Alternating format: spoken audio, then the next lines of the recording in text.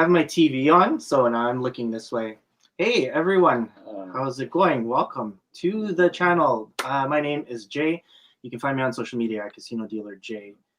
And my guest, oh no, let's not do the guest. Let me do my co-host first, as always. Hey, my name's John Holland. I'm with that guy. And that guy. We always put it the wrong way. It's like really, I was like, I'm Mike. Excited to be here. Well, I once confused the words Grinch with nice. I like that. Oh, yeah. Ginch. I'll tell you that story afterwards. Yeah, when I first came to Canada, it was kind of a weird story, slightly embarrassing. You're gonna hear this one. All right, guys. As always, we're streaming on 3 different platforms. My Facebook, actually, it's 4 platforms today, but my Facebook, welcome, personal friends, the Casino Industry Canada group of 1,500 and a bit. Hello, everybody across the country. The Casino Dealers Lounge. Come say hi. Tell us where you're from. And of course, Casino Dealer J YouTube channel. Hello, subscribers. Thanks for subscribing. You are good looking. Okay, so our special guest this week, guys, welcome to the channel, Marc Semonick. Hello. Hello, friends. Jay, you gotta work on your YouTube skills. You gotta tell people to like, comment, and subscribe every time you mention YouTube. Those are the rules. You might get kicked off now. Oh yeah. They are the rules. I'm still learning. I mean, I don't even know what generation I am, because what's our generation, Mike? Are we old now? Yeah. I guess. I don't know. Are we Gen Z? I don't know. Gen X? Whatever's after John, I guess. I've gone from working at the mall to walking slowly around the mall. Oh, do you go at like 6 a.m., John? Do you jump in at 6 a.m. and walk with all the old folks? I think so. With Velcro shoes, so I can walk. Speed walking. Exactly. Hey, yeah. man, it's about to get cold. You got to protect those bones, those joints. Exactly. Yeah. And you always walk around the outside of the wall like that, so just a maximum distance.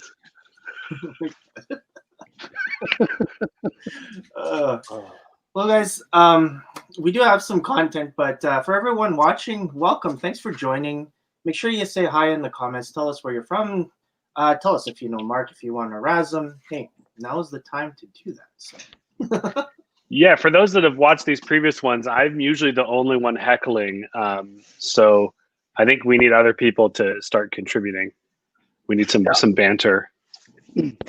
I'm kind of hoping for a lot more banter, to be honest, than outright heckling. I'll take both. Yeah. Oh, we need somebody. All right. So, as usual, we will do our roulette battle at 9 o'clock, and this week you're actually getting a $25 Sport Chek gift card. Wow! Yeah, congratulations to whoever. I like that you always have a physical card. Yeah, right. It's whatever is in my son's piggy bank. I just pull it out. Show it off, basically. That's it. You're like, he doesn't need sport equipment. There's COVID outside. Just go to the thrift store and get something. It's fine. Yeah, so this week was actually donated by Selena and Mandy. So thanks for redonating. Totally appreciate it. Thank you, everyone that actually contributes and gives stuff away to everybody else. It's really cool. So we're going to do our roulette battle at 9 o'clock. And yeah, get your math heads ready. And we'll be having a challenge. Okay, so I guess my first question to all 3 of you, we'll start with Mark because you're the guest. Ooh. What is your current perspective of our casino industry? Do you consider it, I mean, because we've talked about this for a few weeks now, but do you consider it broken? So, like, what's your opinion of the casino now as compared to what it was 20 years ago? Yeah, I think what a question. I'm a lot more removed from it than some of your previous guests, especially for those of you that don't know me. I also don't live in Canada anymore, so I don't get to spend nearly as much time in casinos. So I'll talk about. So we go to Vegas a lot now. We don't live far from Vegas, and I've mentioned this in some of the like commentary in my heckling and other episodes or whatever you want to call it. And I think I echoed some sentiments that my sister shared. Like when we were in the casino, there was an emphasis on being entertaining. Like, and people have talked about dealing skill, and skill was certainly part of it. And maybe this is what I gravitated to. But like, I loved being on stick and making people laugh. Being on the dice table, having that kind of community atmosphere. When you go to Vegas and play, it's like a morgue. They have for a city that is built on entertainment and built on tips. I've yet to find a dice game where like a dealer will even have a conversation with you, let alone, making up interesting stick calls, backing up your bets, pressing because they know that you press every time. Like, it's kind of shocking how little customer service there is in casinos that I go to. Maybe I'm going to the wrong casinos. Maybe this is a me problem. But that's my perception of the casinos that I've visited in the last 5 years. When I was leaving the casino, I also noticed that, the skill level was going down. I think there was still a desire for people to entertain and have a good time on dice. And I'm kind of focusing on dice as a game because it was kind of the game where you could do that the most. But it's around every table. Like Christina and I, when we travel, we always visit a casino when we go. We were in New Zealand and we went to a casino. And while people are friendly, they're not entertaining. Even when you tip them, like, they say thank you and they smile, but like there's no extra effort to engage in conversation, help you out, whatever that is. It's kind of sad. We grew up kind of really engaging with each other and engaging with players, and I don't see that anymore. Maybe this is like old man Mark talking, but it feels like things are very different. Let's go to Mike. Mike, what do you think is the cause of, in your opinion, because like you're kind of not as far removed. You've gone through some different positions. You've gone through management as well. And what was the difference now with the group that you've seen and the group that you got to work with compared to, when you started as a dealer? Well, for sure. 100%. It's the entertainment has taken a nosedive, and I agree with Mark 100%. It's the entertainment value and the skill factor, I think, that has taken the biggest hit in the industry, especially here in Alberta, in Edmonton. I haven't really traveled to other casinos that much lately, but we don't have the camaraderie with the staff, which makes us a little more open when we're dealing. You have some banter back and forth, and tables get involved, and you hear laughs and jokes, and I think a lot of that has been taken away, and maybe some of it because of the corporations or oversaturation of the market. I don't know, but a lot has been. It's less of an entertainment, more of just a night out, and they should focus more on entertainment, I think. I think if I can, sorry, Jay, I think you're about to ask another question, but I was just reminded as Mike was saying that, and I think there's a story that my wife would like me to share, because she tells this story all the time. And I think part of the problem is and again, this is a long time ago, but I feel like management started focusing on the wrong things. And it's kind of a catch-all to blame management. But Christina, I remember Christina was also a very good personable dealer. And there was one day where she was on just a normal blackjack table, and a customer asked for a manager to come over. And I'm going to try not to mention names, as I've seen people do in other videos on this channel. But the customer said, "Hey, this dealer's really good. I'd like to nominate her for Employee of the Month." And the manager's like, "Oh, we don't do that here." And he's like, "What do you mean? She's great. Like, how do we get recognition?" And it was like, "Oh, our Employee of the Month is it's a draw if everyone shows up to work on time." And it's like, okay, A, why would you tell the customer that? But B, like when you say all we need you to do to be a great dealer is just don't show up late, like that's the really low bar that was set for the employees of the casino. There was no like, no, there's no motivation to do anything more. When you have your employee of the month program be just show up to work on time, then that's all people will expect of themselves. So I think there was, you know, a fundamental problem from the top in motivation as well. But that was a long time ago. John, what are your thoughts on this? I still think, you know, it was kind of like, I remember, this is weird, but I remember, you know, the Addams Family years ago, that black and white was, and Gomez Addams once said about his kids, he's like, children are a product of their environment. And it kind of stuck with me, I don't know why, but I think, you know, like when I came to the Palace Casino like 20 years ago, whatever, you were all surrounded by really good dealers and really personable people. So you kind of, you raised your game to the environment of the other dealers you had around you. The challenge was when all those dealers started to leave, it created a vacuum, and then there wasn't enough really good dealers to kind of fill that vacuum, right? So then there was no other peers to kind of like look up to and go, oh man, I want to be that good, right? So I think that I remember when I was there, and I kept writing those like ship letters, you know, like reference letters for the ships. I'm like, oh yeah, and I kept giving them out. And I remember talking to the managers. I'm like, why are you doing this? Why are you letting all these guys go? You spend like a ton of money on all this experience that'll take you decades to get back. You let them walk out the door for nothing, and you don't seem to care. And I think that was the challenge.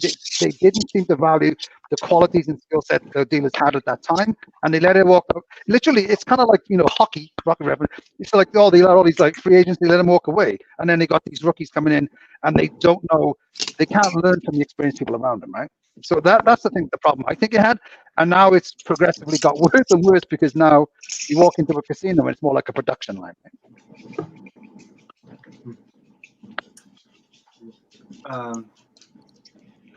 Me too. If you guys are going to be making your comments, make sure you accept the StreamYard agreement so that you can put your name on, so that we know who you are. Because I'm looking, I don't see the name for this comment.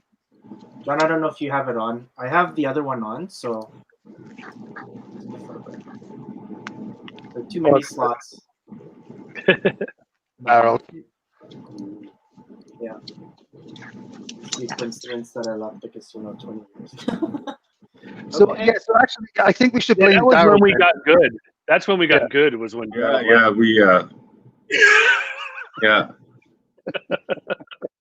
It's all Darryl's fault. Yeah. Bless him. That's hilarious. All right, so if you guys got that off your chest, we can go on to the next question. Sorry, that was depressing. Did I start on a? This sorry. is why I hate the casino. No, I like it, but yeah, it was sad to see that skill. Like I witnessed that skill level go down. I was taking blackjack when that first like legendary craps crew was learning craps. You guys were very loud, and it was hard for us to learn blackjack in that training room. But that was like, as you mentioned, on like something to aspire to. Like these are the great dealers. Like how do we get to be like that? And as more and more people left, they didn't come back, and there wasn't enough people feeding in to replace it. So it did just kind of slowly diminish. But it sure was fun for a while. I'll tell you that. Oh yeah. I definitely agree. Go ahead, John. To this day, I don't think I've had I've had lots of, I've left 15 years ago casinos. I don't think I've had as much fun in any job that I've had since than I used to have when I was on a craps table, and it was all sober. Do you remember, like we were drinking, like it was like this is like sober stuff we did for like 8 hours or 7 hours, whatever it was, and we're like, oh my god, that was so much fun. And now it's just like, I don't know, it's just, you don't get that kind of like, it was entertaining to us as dealers, right? It wasn't just like we're trying to do it to entertain the players. I'm going to focus on craps, but we did it because we kind of amused ourselves as well, like the other dealers and other, boxmen and stuff like that too, right? Yeah, no, absolutely. Yeah. So, sorry, before we move on, Mark, for all the people that didn't have the opportunity to work with you, could you kind of tell us a bit about yourself, your experience in the casino industry, your background, and everything that kind of happened, the good things, the bad things, anything, and what? Sure. Yeah, we probably should have started with the intro, but that's okay. I'm sorry. It's fine. It's fine. Mix it up. Keep people on their toes. Yeah. So, my name's Marc Semonick. For anyone that worked at the Palace Casino in the 90s, you probably definitely recognize the name because my mother was the accountant at the casino, or controller, and that's how my whole family ended up working in the casino. You've seen my sister Michelle Workman on previous videos, but so I've had siblings, cousins, aunts, uncles work in the casino, so it's certainly inevitable that I ended up there as well. Fun fact. I mentioned this on the casino dealers group, but I'll also mention it for anyone watching the video. Jay Lee dealt my first ever hand of blackjack to me when I turned 18, and I will not forget that. So that's a little trivia tidbit that no one cares about. But no, so I started in the casino when I was 18, and this is very similar to Alex's story in that my aunt at the time, Lise Peterson, was training me in blackjack, and then I was going to go take a table test, and then someone said, no, we don't do that anymore. You have to take the Palace Casino official training. So I had kind of learned how to deal and then had to go take a training class anyway. So I started summer of 1999, I believe. I'm just trying to think of when I turned 18. Yeah, so summer of 1999, I started. I trained with Alex. I don't think there was anyone else. I'm sure someone's going to get mad at me for forgetting them, but that's the only other person I remember really from our class that stayed long term was Alex. So I learned blackjack then, and stayed in casinos for 10 years. There's some certainly weird experiences in there. So quickly learned, like everyone, you learn baccarat, then you learn roulette. John taught me craps, which was probably one of the most fun experiences I ever had. I also had the opportunity to teach craps, and while we have all kind of given Jack a hard time, I'm the person responsible for getting him on a table and passing the table test. So I don't know whether that's a badge of honor or something y'all want to blame me for, but that was a fun class. I met my wife at the casino, Christina. So she transferred in from Grand Prairie in 2001, and we got together in 2002, and we ended up going on ships together and getting married. So I did 2 years on ships, came back and worked a couple more years. In the middle of that, I was if anyone wants to relive this, I was a member of the staff association that got us in bed with the union. I ended up not liking that choice and resigned, as a matter of fact. If anyone wants to go down that rabbit hole, that would be an interesting conversation, but probably not very entertaining. But that is certainly a part of my casino history that you may want to explore, or you may want to stay 100% away from. But there's some good stories involving that experience too. But shortly after that, we did go on ships. We did 3 contracts, 2 years on ships. Got married afterwards, and then I worked a little bit after we came back from ships. I went back to school. I went to NAIT. I got a diploma from NAIT. Ended up working part-time. Well, casino and Apple. I worked at the Apple store in West Edmonton Mall, and then quickly came full-time there. And now I still work for Apple, but in California. So that was, I guess, ultimately a pretty good choice to switch. But 10 full years in the casino. I was a houseman for a bit. I was a supervisor, dealt every game that we had at Palace. Never worked at another casino in Alberta. I was technically hired by River Cree, but decided not to go there. I was also during the whole strike messiness. And Jay Lee, I don't know if you want to talk about this, but I was also briefly hired by the Grand Prairie Casino, but ended up not going there either. And that's a whole story if we want to go down that path. But that is my, I guess, casino history. There's some, it's probably some stories not worth telling in there, but. Yeah. Well, welcome to the channel. I remember the River Cree stuff. I think there was a couple of us that were hired and didn't go over. Well, yeah, this was during the strike, and I was like, and it was again the union stuff had happened. I was like, maybe I should just stay away from the Palace and stay away from that mess because I kind of helped cause it. And we went, and River Cree offered us a job, and we were like, yes. And then the next day, I was like, you know what? I'm just gonna just stick at Palace and deal with the mistakes that I made. So I ended up staying at Palace, and as much as that strike was, not fun for probably anyone, working in the casino during the strike was kind of fun. It was fun. It was fun. Sorry for those of you that were on the line. I know it was really adversarial, and some people are going to be mad at me for saying that. But man, it was kind of this little kind of small group of people that were like, we're just here to work. And anyways, it was an interesting experience too. Man, I mean, I'm just bringing up the depressing stuff today, Jay. I apologize. Oh no, that's fine. I mean, this is part of your career. There's always the good and there's always crazy and everything else. So I mean, like with Grand Prairie, you were my guy, and the fact of the matter was when that didn't happen, I was gone too, and it was just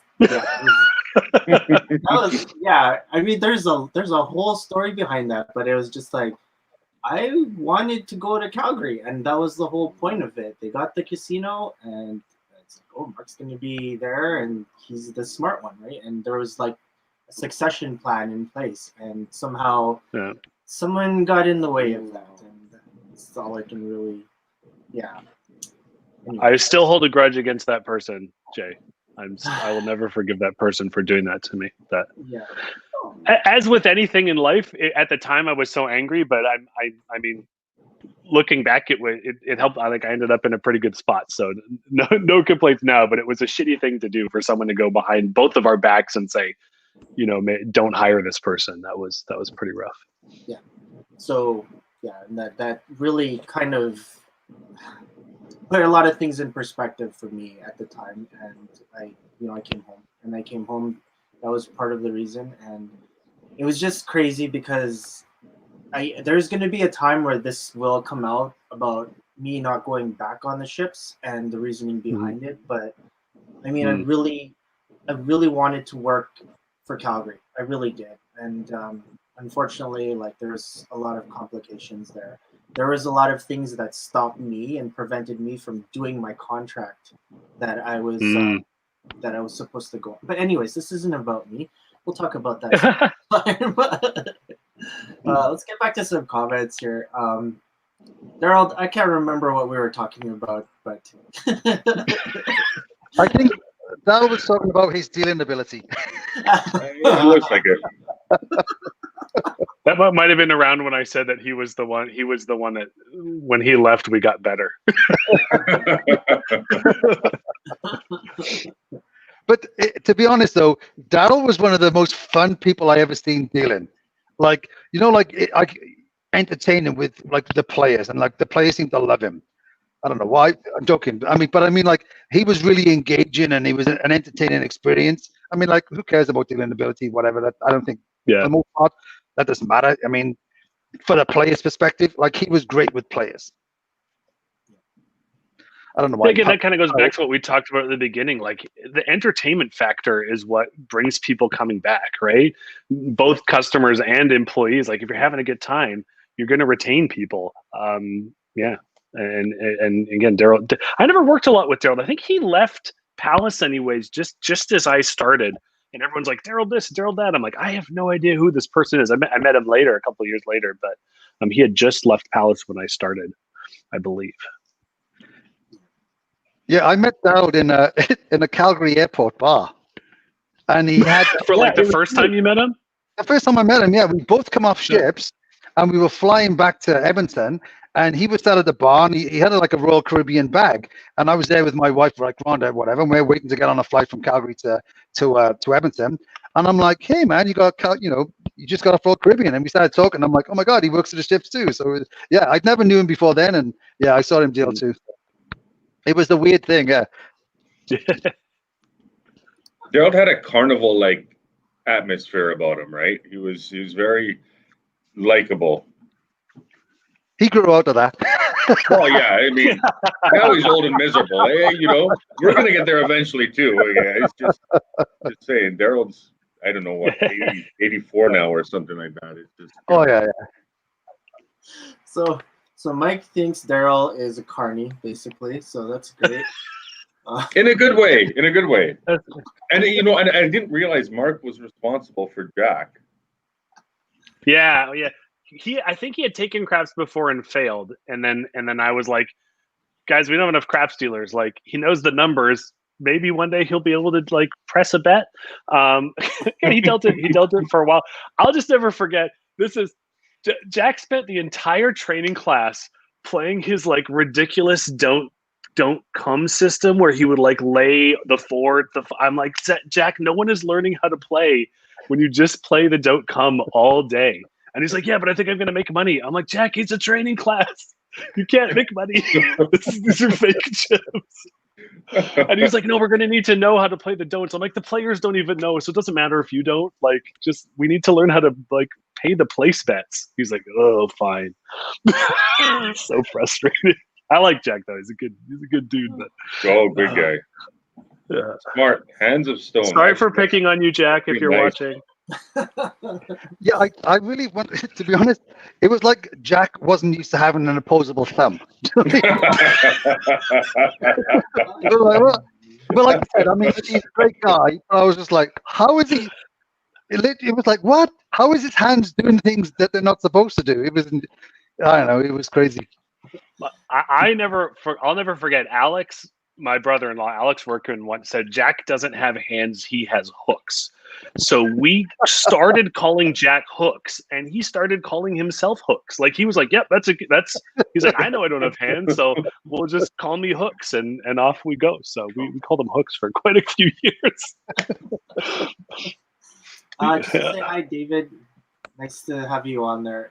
David, he says they hired people to get them off and running. I believe this is in reference to one of the casinos you mentioned, and then you guys. So. Oh, I think the FJ turned into an FU. Typo. This is Selena. Hi, Selena. Oh, hi, Selena, or Facebook user. Yes, hello, champion Selena. Tiles. Hey, we don't have to mention the champion part, okay? Hi, Selena. Okay, so fine. We'll talk about that later in the segment. Daryl.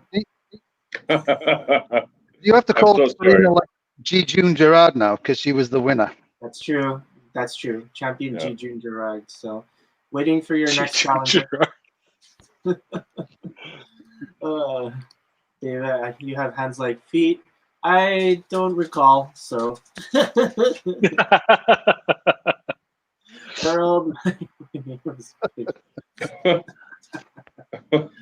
Awesome. Wear that badge proudly, Daryl. Yep. You gotta own it.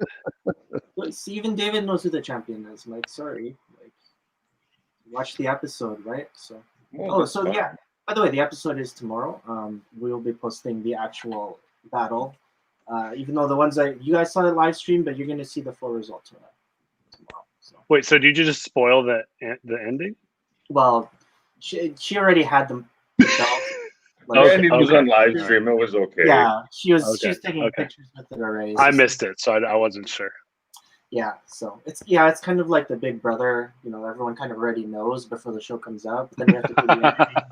Add some graphics and you need to have a good close up of like Mike's reactions when.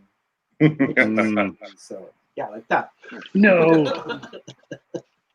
The depressing last hand. Miss the camaraderie from the casinos. I think we all do. All right. So there you go. Go ahead, John. I was just going to ask Marcus. A lot of us have all said, who've come on here and said, well, what was the first thing you remember, or what's the thing that you remember when you first joined ships?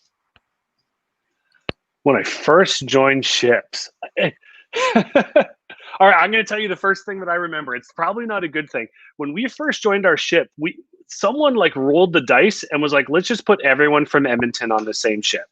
So me and my wife were on there. Karen and Nathan Grattan came later.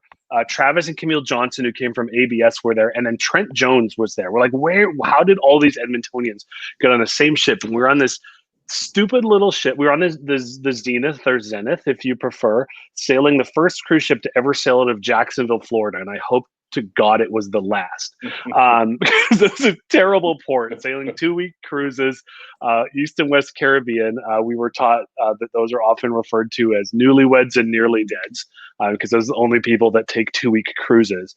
But I will never forget, and to this day, goddamn cruise ship dealers are terrible poker players.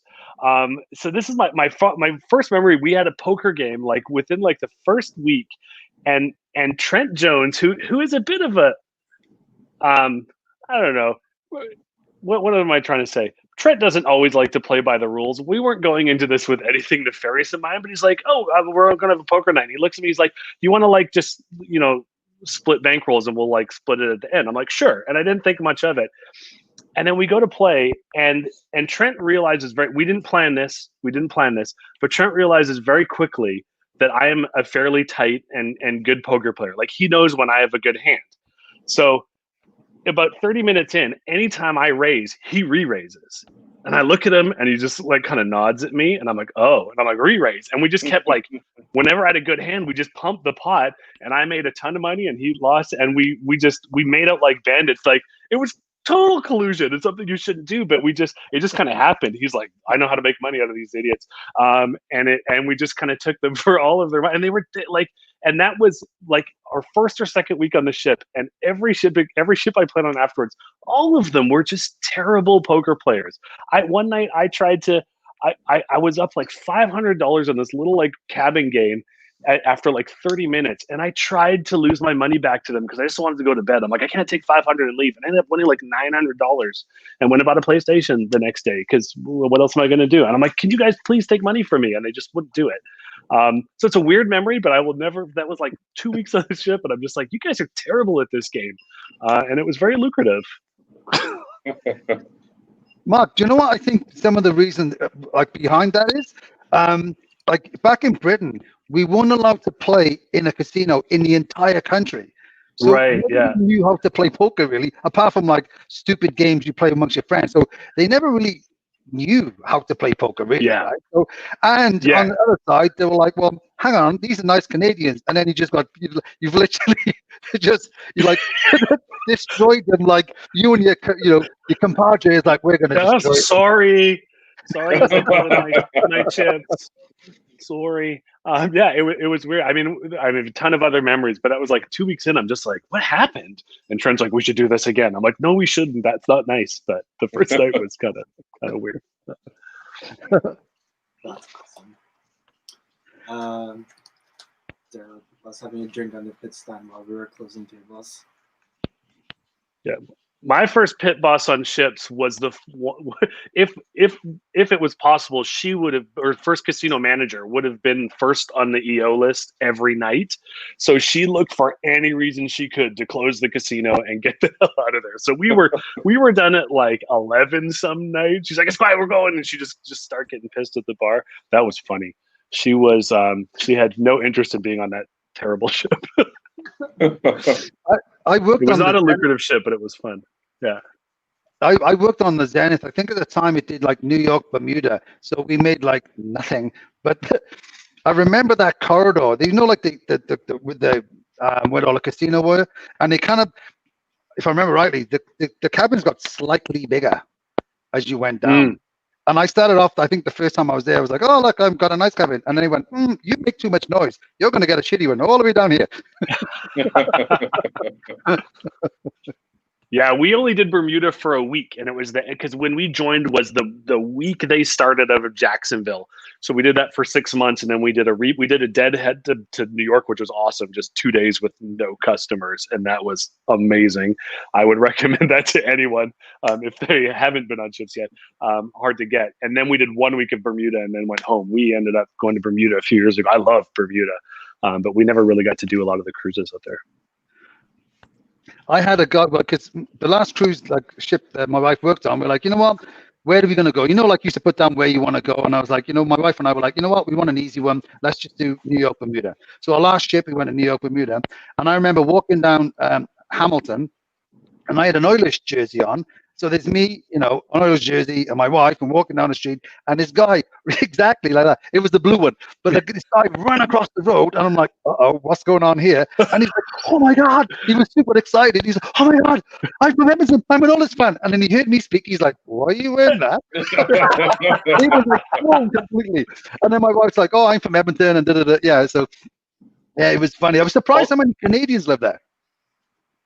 Lived in Bermuda. Oh, interesting. I didn't know that, but I mean, I would live there. That place is awesome. Oh yeah. Yeah, every year we asked for a cruise where you want to go. We would say we'd love to do Europe, and they're like, "Did you say Caribbean? Because here you go." We never did get to do Europe. Mike, you did Europe, didn't you? Yeah. I did Europe on the Jewel, actually. Bit of a Harwich in England. We came and we did New York, Bermuda. We crossed over and went to Spain, Portugal, and up the west side of Europe, and we went to Harwich, and we did the Scandinavia, Russia, and came down, and we went back down. It were 12-day cruise, I think, and we went down and we did France, and we went to Scotland, we went to all the UK, Belgium, Estonia, stuff like that. So it was a great time. I mean, if you could do Europe, I recommend it. It's awesome. Yeah, I did. Yeah, I did Europe like my wife. We did like I think I got it 7 months on the ship. That 6 months in Europe, then a month crossing, then we got off. I kept asking to go to Asia, and every time I put it down, they're like, no, really, where do you want to go? I was like, I want to go to Asia. Like, there's no crab stable. I'm like, I don't care. They're like, you're not going there. I was like, why? Mike, I remember when you left for ships, you owed me $20, and then one day, both our ships ended up in Grand Cayman, and I was like, Mike, you are paying me back in American dollars. That's how petty I was. I'm like, I need this $20. So I think I remember that. I do remember that. I was like, Mike.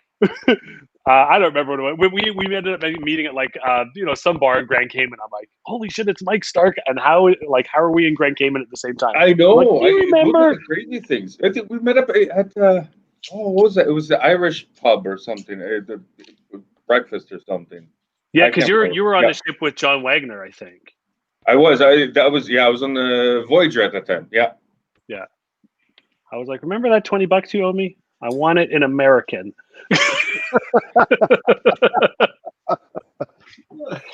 That was kind of one of the cool things on ships when you'd randomly end up in port with someone that you knew from like back home or from elsewhere. Oh yeah.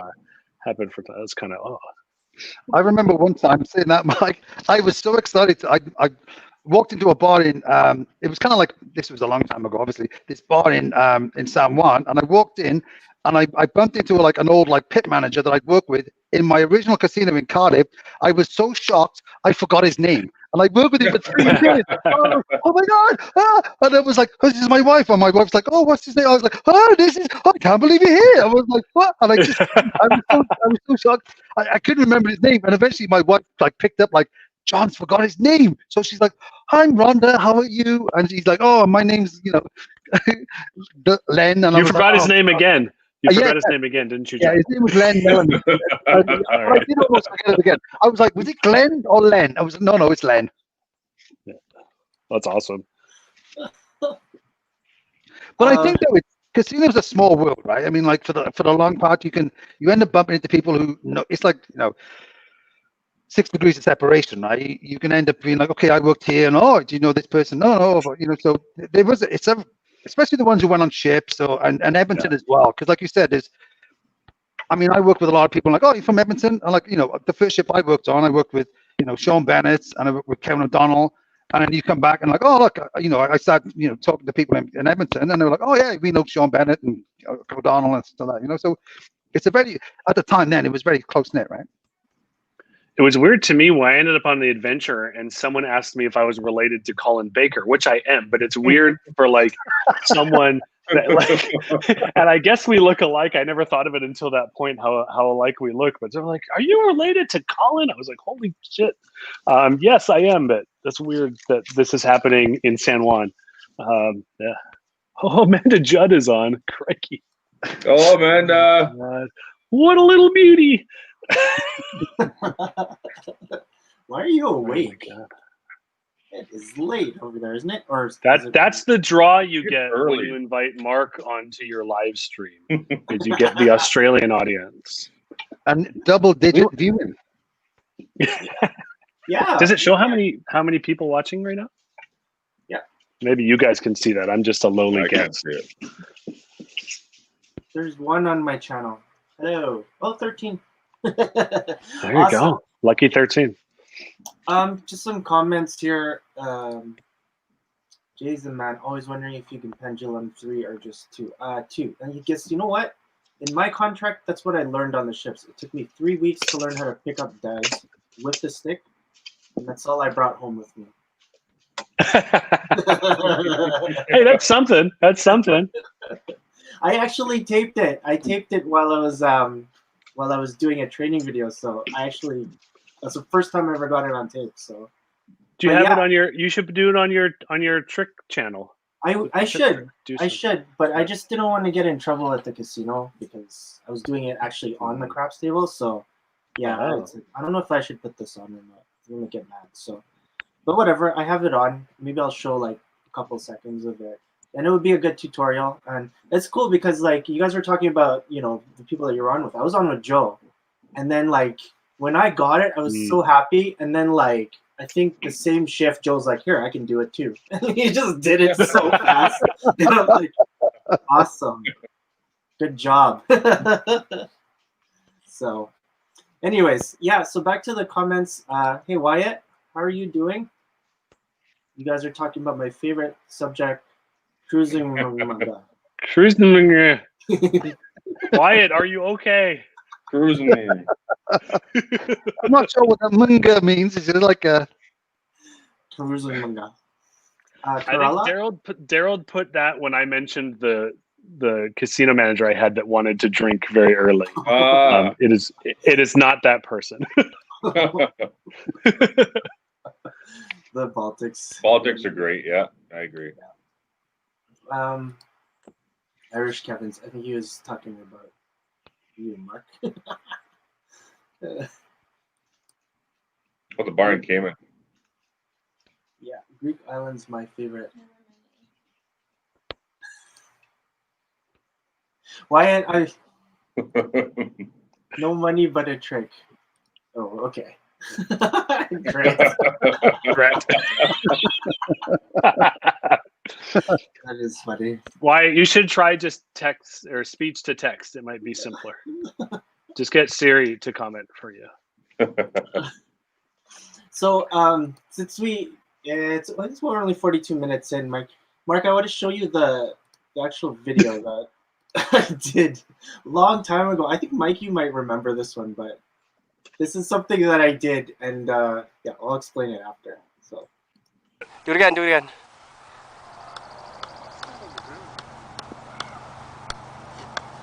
Right, and the stall, and then what I can never do. Here comes behind the back. Woo!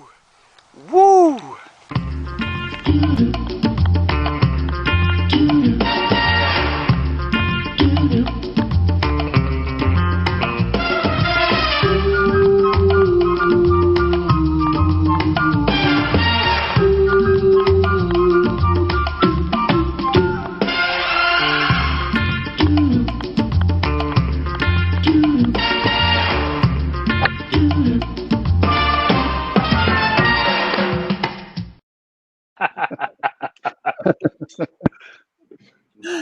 That is amazing. I like that. yeah, I just listened to a Tiger Woods podcast, and that footage, they didn't plan for him to do that. He was messing around between takes. They were doing something else, and someone's like, "We should video this." He did it in one take, and they made a commercial out of it. Wacky. Awesome. Anyway. Was that at Indian Lakes? Oh, it's probably at one of the wacky golf tournaments we did. Well, Ironhead, maybe. We did one at Sandpiper one year. I don't know. I think usually at Ironhead is where we ended up. I think. Yeah, I was there When Don was organizing them. Right. Yeah. Undefeated Don. Yeah, Undefeated. Yeah, down. undefeated. 42 under. yeah, 42 Always under. managed to win. Wow, these guys are amazing. Yeah, I was with you at that golf tournament. I think with Jason. I can't remember who our fourth was, but I'll have to check because that was fun. When you were doing that, I was like, wow, that was pretty good. Yeah, because Jason Huey was with us. Yeah. That Jason was in that video, right? Yeah, I forget who our fourth was. Was it Steve Wilkie? Yeah. Might have been. Could have been, or Jesse. I played a lot of those tournaments with Jesse and Wilkie. But yeah, no, you're really talented with well, you're a good poker player. Are you a good golf player too? Who's better, you or your sister? At golf or at poker? You know, it's the Yeah, same answer golf. for both. She's better. She's better at both by far. Yeah, I mean, this certainly wouldn't come up very often, but my sister played in the World Junior Golf Championships when she was 18. She's a good golfer. She doesn't play much anymore, and I play all the time, and she's still better than me. But yeah, she's. I'm not a very good athlete. I just like sports. I'm just not good at them. All right, who's the better dealer? Depends on the game. She would easily be the better poker dealer. I would certainly be the better dice dealer, although both of us would be significantly. She had never dealt a lot of dice. Probably anything else were pretty equal. Yeah. No, that's cool. Wyatt Tiger supposedly did that. Yep. There you go. Staff golf tournaments are always, yeah, I guess. It was 100% true. Yeah, I can't think of one casino that had a really calm one. It's always been crazy. So I once won a door prize for one of the Palace Casinos golf tournaments that I wasn't even at. That's how good you are, John. Yeah, I'm terrible at golf. And Ellen came up to me. She goes, "Oh, you won the door prize." I'm like, "I wasn't there." She said, "Oh, it's okay. You just keep it." It was like this handmade wooden golf cart. I was like, oh, "Okay," and I was just okay. It was always interesting to see what prizes came out of those tournaments, but they were fun. That part didn't really matter. They were fun. They were very those fun. casino tournaments were always fun, and for years they were actually pretty calm. And then one year, I think we combined it with Baccarat once Gateway bought both, and then a cart ended up in a lake, and we got told not to come back. Yep. Yeah, but the first couple of years I played in them, they were pretty good. It's always got to be someone to ruin it. I assumed it was you, Mike. Oh, you know what? I never got in trouble. I mean, I got drunk, obviously, but I don't think I ever did anything wrong. I wasn't at the one where it was driven into the lake. I wasn't here for that actually. Yeah, but I heard. Oh, maybe you're on ships. Yeah. There was one where remember when they were doing the construction, and for some reason the construction guys got invited to the tournament as well. So I was like, "Oh, that's weird." I don't remember that. Yeah, I remember. I was like, because I think that was the one I won the actual. I was like, I'm not going to go, and I think that's when I won the door prize. But they're like, oh yeah, the people who run construction are like, well, you work here, you can come too. So they went as well. So that might have been a time when it all went chaotic. Yeah, definitely could have been. Gerald asked to leave the Palace Golf Tourney after the 14th hole. You were that bad? It was just a fun tourney. Holy. I don't think you paid that year, Daryl. I think that's why they asked you. Just kidding. Oh, it was for non-payment. There you go. Yeah, they are train wrecks. Old deadbeat Daryl. Get out of here. Oh, mind you, they gave him 14 holes to pay, and he was like, okay, you're done. Yeah. He's like, one more hole, then I'll know where my wallet is. He's not even on a team.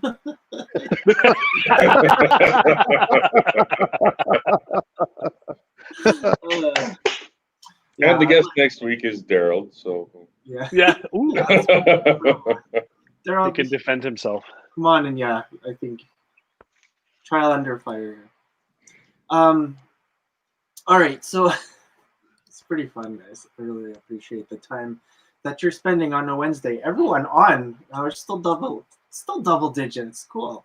Welcome everybody that's listening to Two Bald Guys talk with special guests.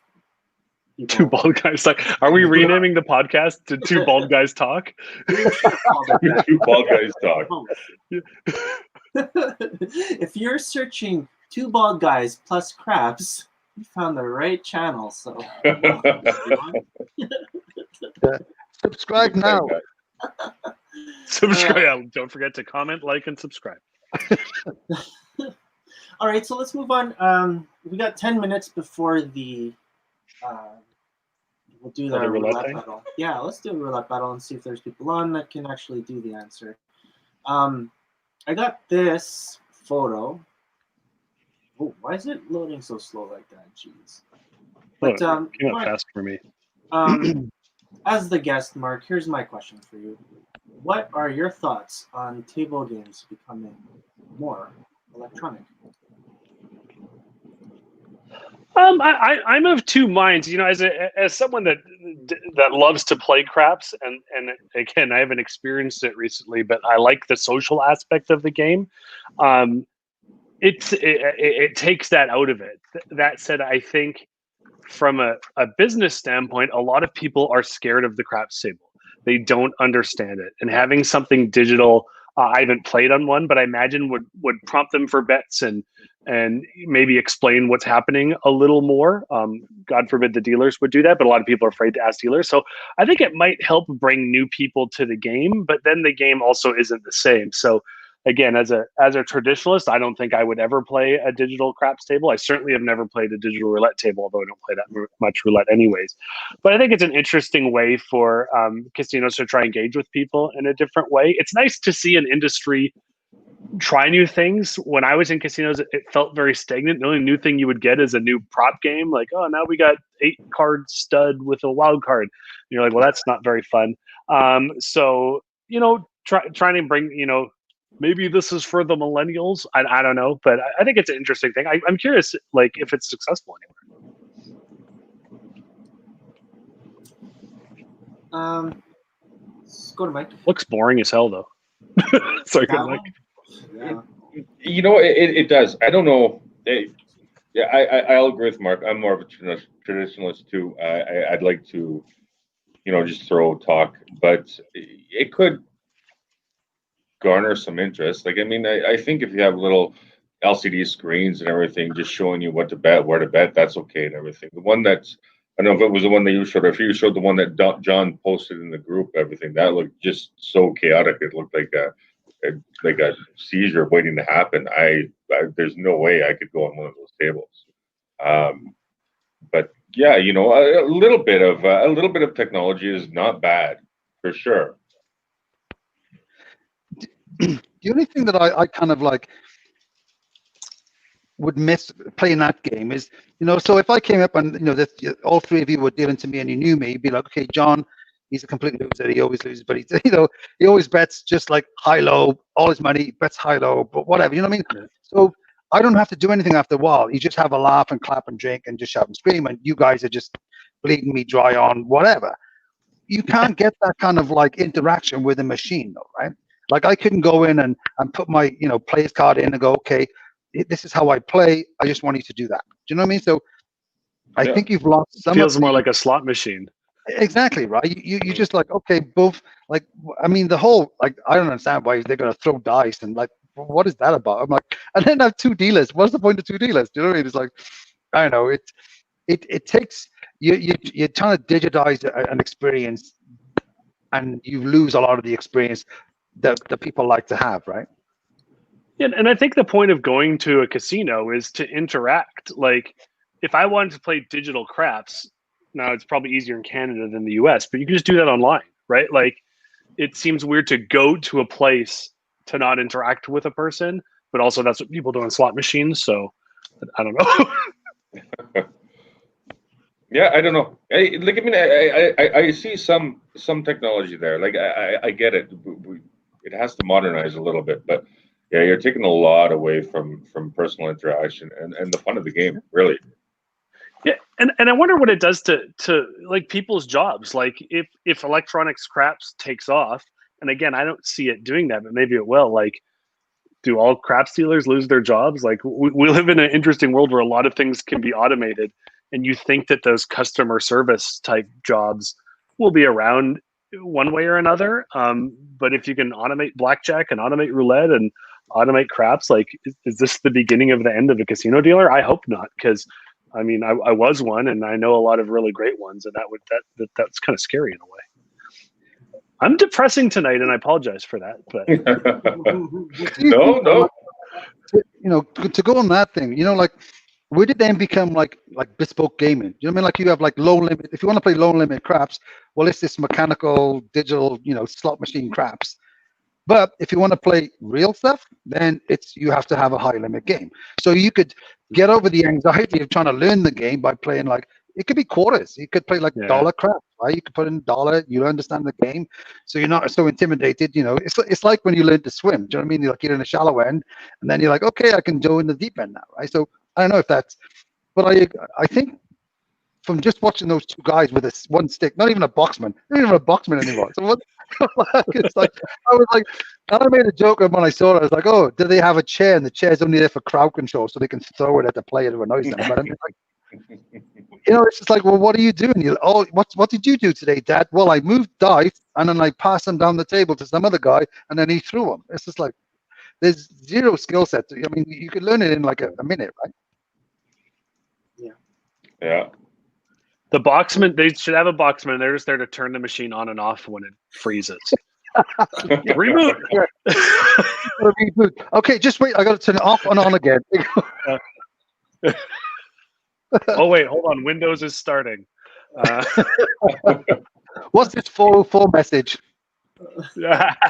You need to add like an assistant voice in there somehow, right? Like casino assistant voice. Yeah. So some comments from the peanut gallery. There's a lot, yeah. Zombie blackjack. Okay. So David's question is English. Question for you all: what games should be tied into the progressive jackpot? Well, I mean, currently you have your proprietary games, which is the typical. Oh yeah. This is going to bring me to another question, but yeah, you have your regular progressive games like the Ultimate Texas Hold'em 3-card, 4-card. They're all tied in. I think there was always some talk about having them, tied to two casinos, tied to the whole province, kind of like how Alberta Gold is tied. I think that would actually jumpstart some of those games and maybe have a little more activity. Because you only see those games busy when they have something around like 200,000. When they have large payouts, then that's when you see the action. But then when they don't have anything, it's not very good, right? So, yeah. Yeah, I think that's interesting. But then also, if you tie them all together, then when it goes, all of the games die in the whole province. Yeah. When there's no jackpot anymore. I think, but the seed should, your seeding should be so it much. should build faster. Yeah, I see your backup. Yeah. Yeah, because that's your secondary should be like 100,000. Until it isn't, because I remember one time where the Palace's Caribbean Stud, everyone's favorite jackpot, was like high, and it had been high for so long. When it finally went, the seed was huge too, and everyone's like, "This is great!" And then it went like 2 weeks later, and then all of a sudden we had nothing. So you think like, oh, we'll be set forever, and chance doesn't agree with. Every time you think you know what's going on, luck just throws it the other way. Yeah. Okay, John, you're good? Yeah, mostly. Okay. Here's my question for you: how much money do they need to pay you to deal one straight month of Let It Ride? / Red Dog / Sickbo. How much would it take? Well, I never dealt Red Dog. I missed that fun game when I joined the casino. Are you talking about now or when I was a dealer? No, I think forever. Like the worst game that you've ever been on. So please don't ever put me on that game again. So you're saying someone comes to me today and says, how much money do you want to deal on Losers Row for 30 days straight? 30 days, 30 days straight. No early out. Just. I mean, I'd need $1 million. I'd need at least $1 million. Oh my God. Yeah, I think you're undervaluing yourself there a little bit, Mark. That's assuming I can get a month off from my current job. I'll just go on like a sabbatical. I'll do this for a month. I'll bank the $1 million and I'll go back to work. Yeah, you could do some damage to the psyche, though. Oh, that'd be, I don't know. I don't know. I think for me, because I've been out for a long time, I just think 30 days of working in the casino would be fun. But I still wouldn't want some bank to do it. I'm not jaded anymore, and I think I could deal 30 days. Shoot the shit with some. Sorry, can I swear on this stream? Yeah, it's Just not just for kids, so yeah, I guess so. chat with some customers and have a good time. I think for 30 days I could let it go. I dealt low limit blackjack one time in Baccarat, sorry, in the Palace Casino, and the only reason I did it because Ellen, I was at a dead game, and Ellen's like, "Oh, I just wanted to see if you can deal blackjack." I'm like, "Okay," but she didn't tell me about those lucky sevens. I thought they were tips, so I was like crushing up. No! I was like the place. I was having so much fun, and I put up all those tips, and they were at the end.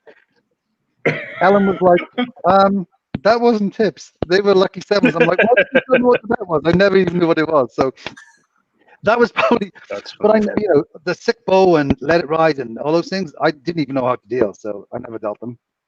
She should have thrown you on multi-action blackjack. Oh, God. fun stuff. Yeah. They used to, the crazy thing though is I never knew how to do. Like I would come off and they'd be like, "John, you can't sit there doing nothing. You have to come and watch these tables." I'm like, I don't know how to deal them. It doesn't matter. Just stand there. I'm like, all right. And I'd be like, well, what's going on? No idea. Wasn't there a time where you weren't allowed to watch the other games? They're like, you haven't passed the test in another game. All you can watch is dice. Yeah, literally for the first, I think it was a year, Darren and I weren't allowed to watch any other game apart from craps. And they would be like, "Oh, John, you got to come up here and watch Baccarat." They won't let me. I'm like, okay. And I'd sit there. And we used to get the dirtiest looks of all the pit bosses walking past because we were sat there on a dead game and we wouldn't get it. We couldn't get up. It was like, it's a $3. We couldn't even check like a $25 cash out, on the $3 table. And we're like, I just saw thousands go out on the craps table, but I can't check this 20. I was like, this is a crazy place. That was a thing that Alberta casinos got wrong, requiring a check on a $25 buy-in. What a waste of everyone's time. I don't know if that's changed since I left, but I was like, when I went to ships and they're like, just ship it. Like, I was like, oh really? Don't bother me for under $500. Oh my god, that's hilarious. Yeah, it's more than 25 now. It's 30 now. It's like 200. Is it 200? Well, there you go. Where I work, 200. So yeah, that's good. Okay, cool. Just like every week for the past 7 weeks, 8 weeks, we are going to do our roulette battle. Daryl, I hope you win, but you'll probably be second place again. No, Daryl deserves this one. We made fun of him too much. Daryl deserves this one. I'm Okay. gonna go fill up my water while you're. I think based on early comments, he might have started drinking earlier in the stream, so he might have a trouble. All right, here we go. Good luck, everyone. Good luck.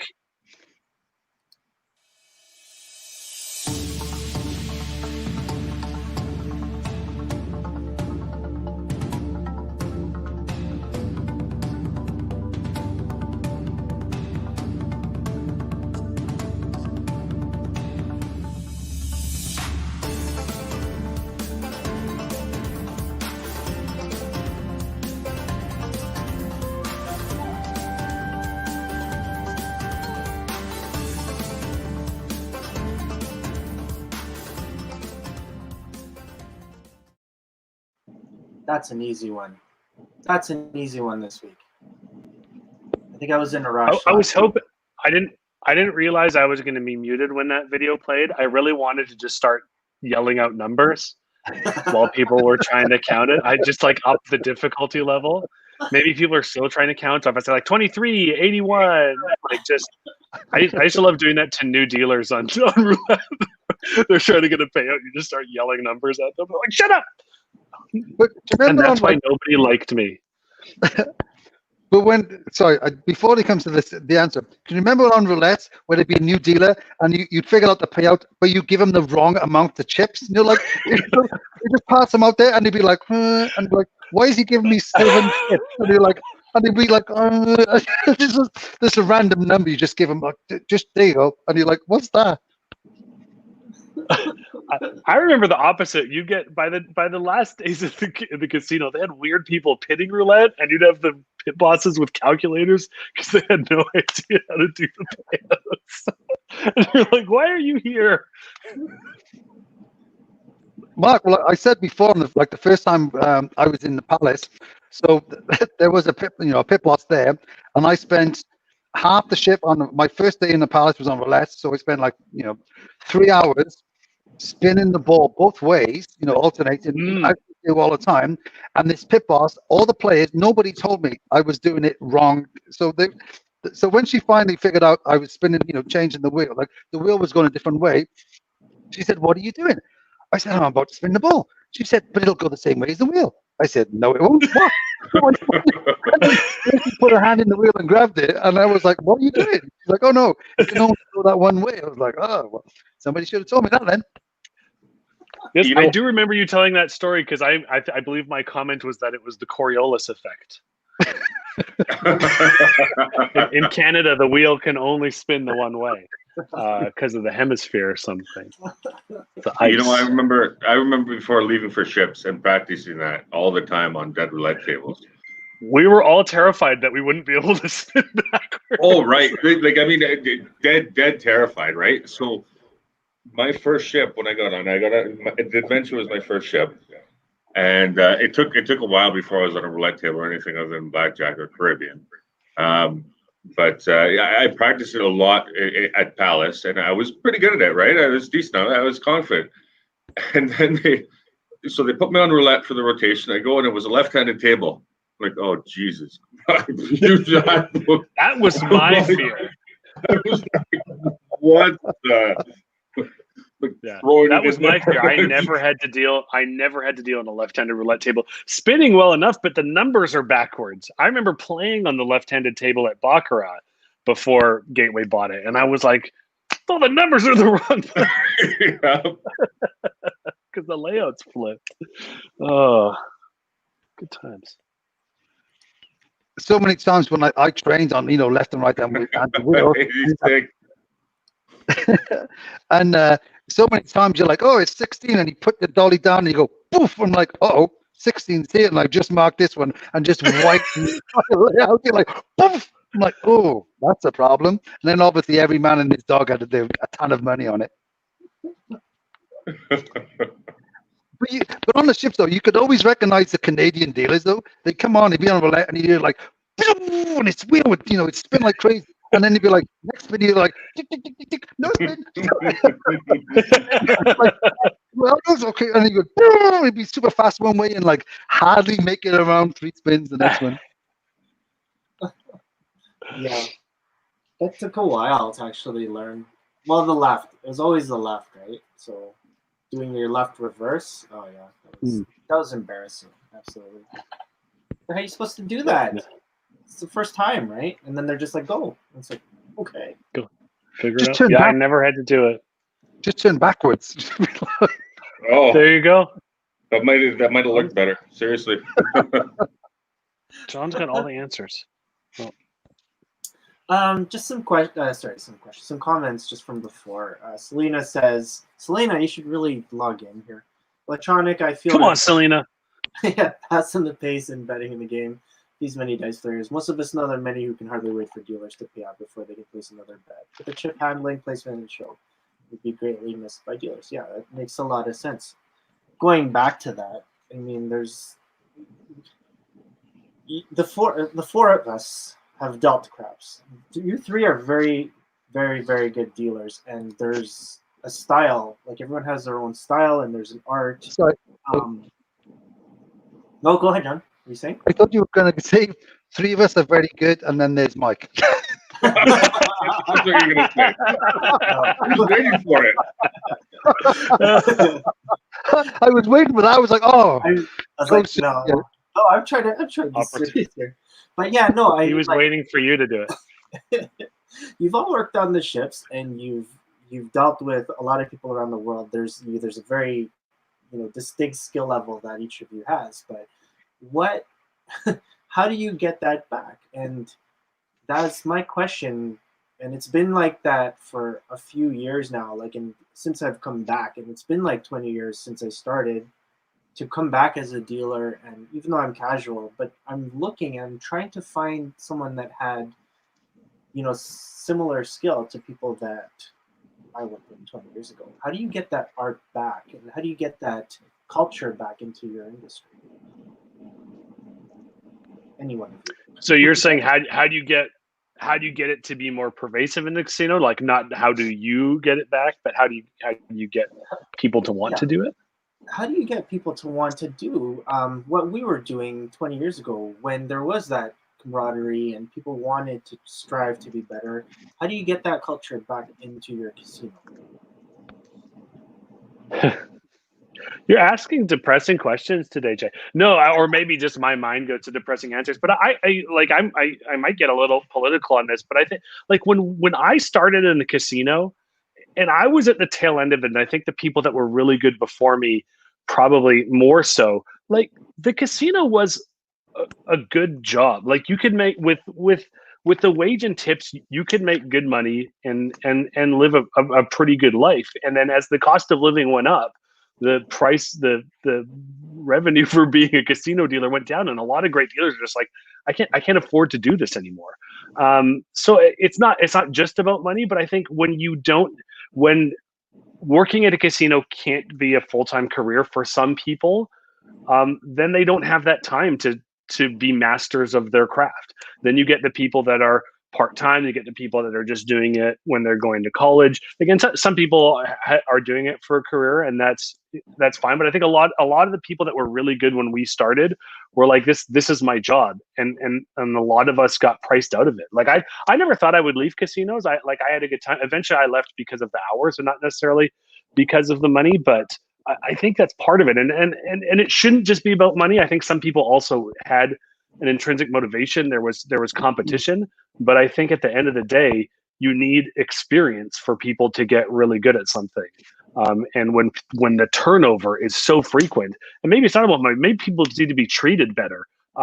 It could be that, but I mean, I still remember those negotiations, and I talk about it at the beginning. Like, when we did end up going on strike, like, it was like pulling teeth to get 20 cents for people. Like that's like, people need to be able to pay rent and eat, and I mean, we went on strike because of it. So I think I don't know the answer, because I don't know what's happening on the business side and how much money they're actually making. But it feels in the world today like the people at the bottom are being taken advantage of more and more. This job used to pay a living wage, and I'm not sure that it does anymore. Depressing. Sorry. I think, to add to Mark's earlier point, I don't think they do the right reward system for casino.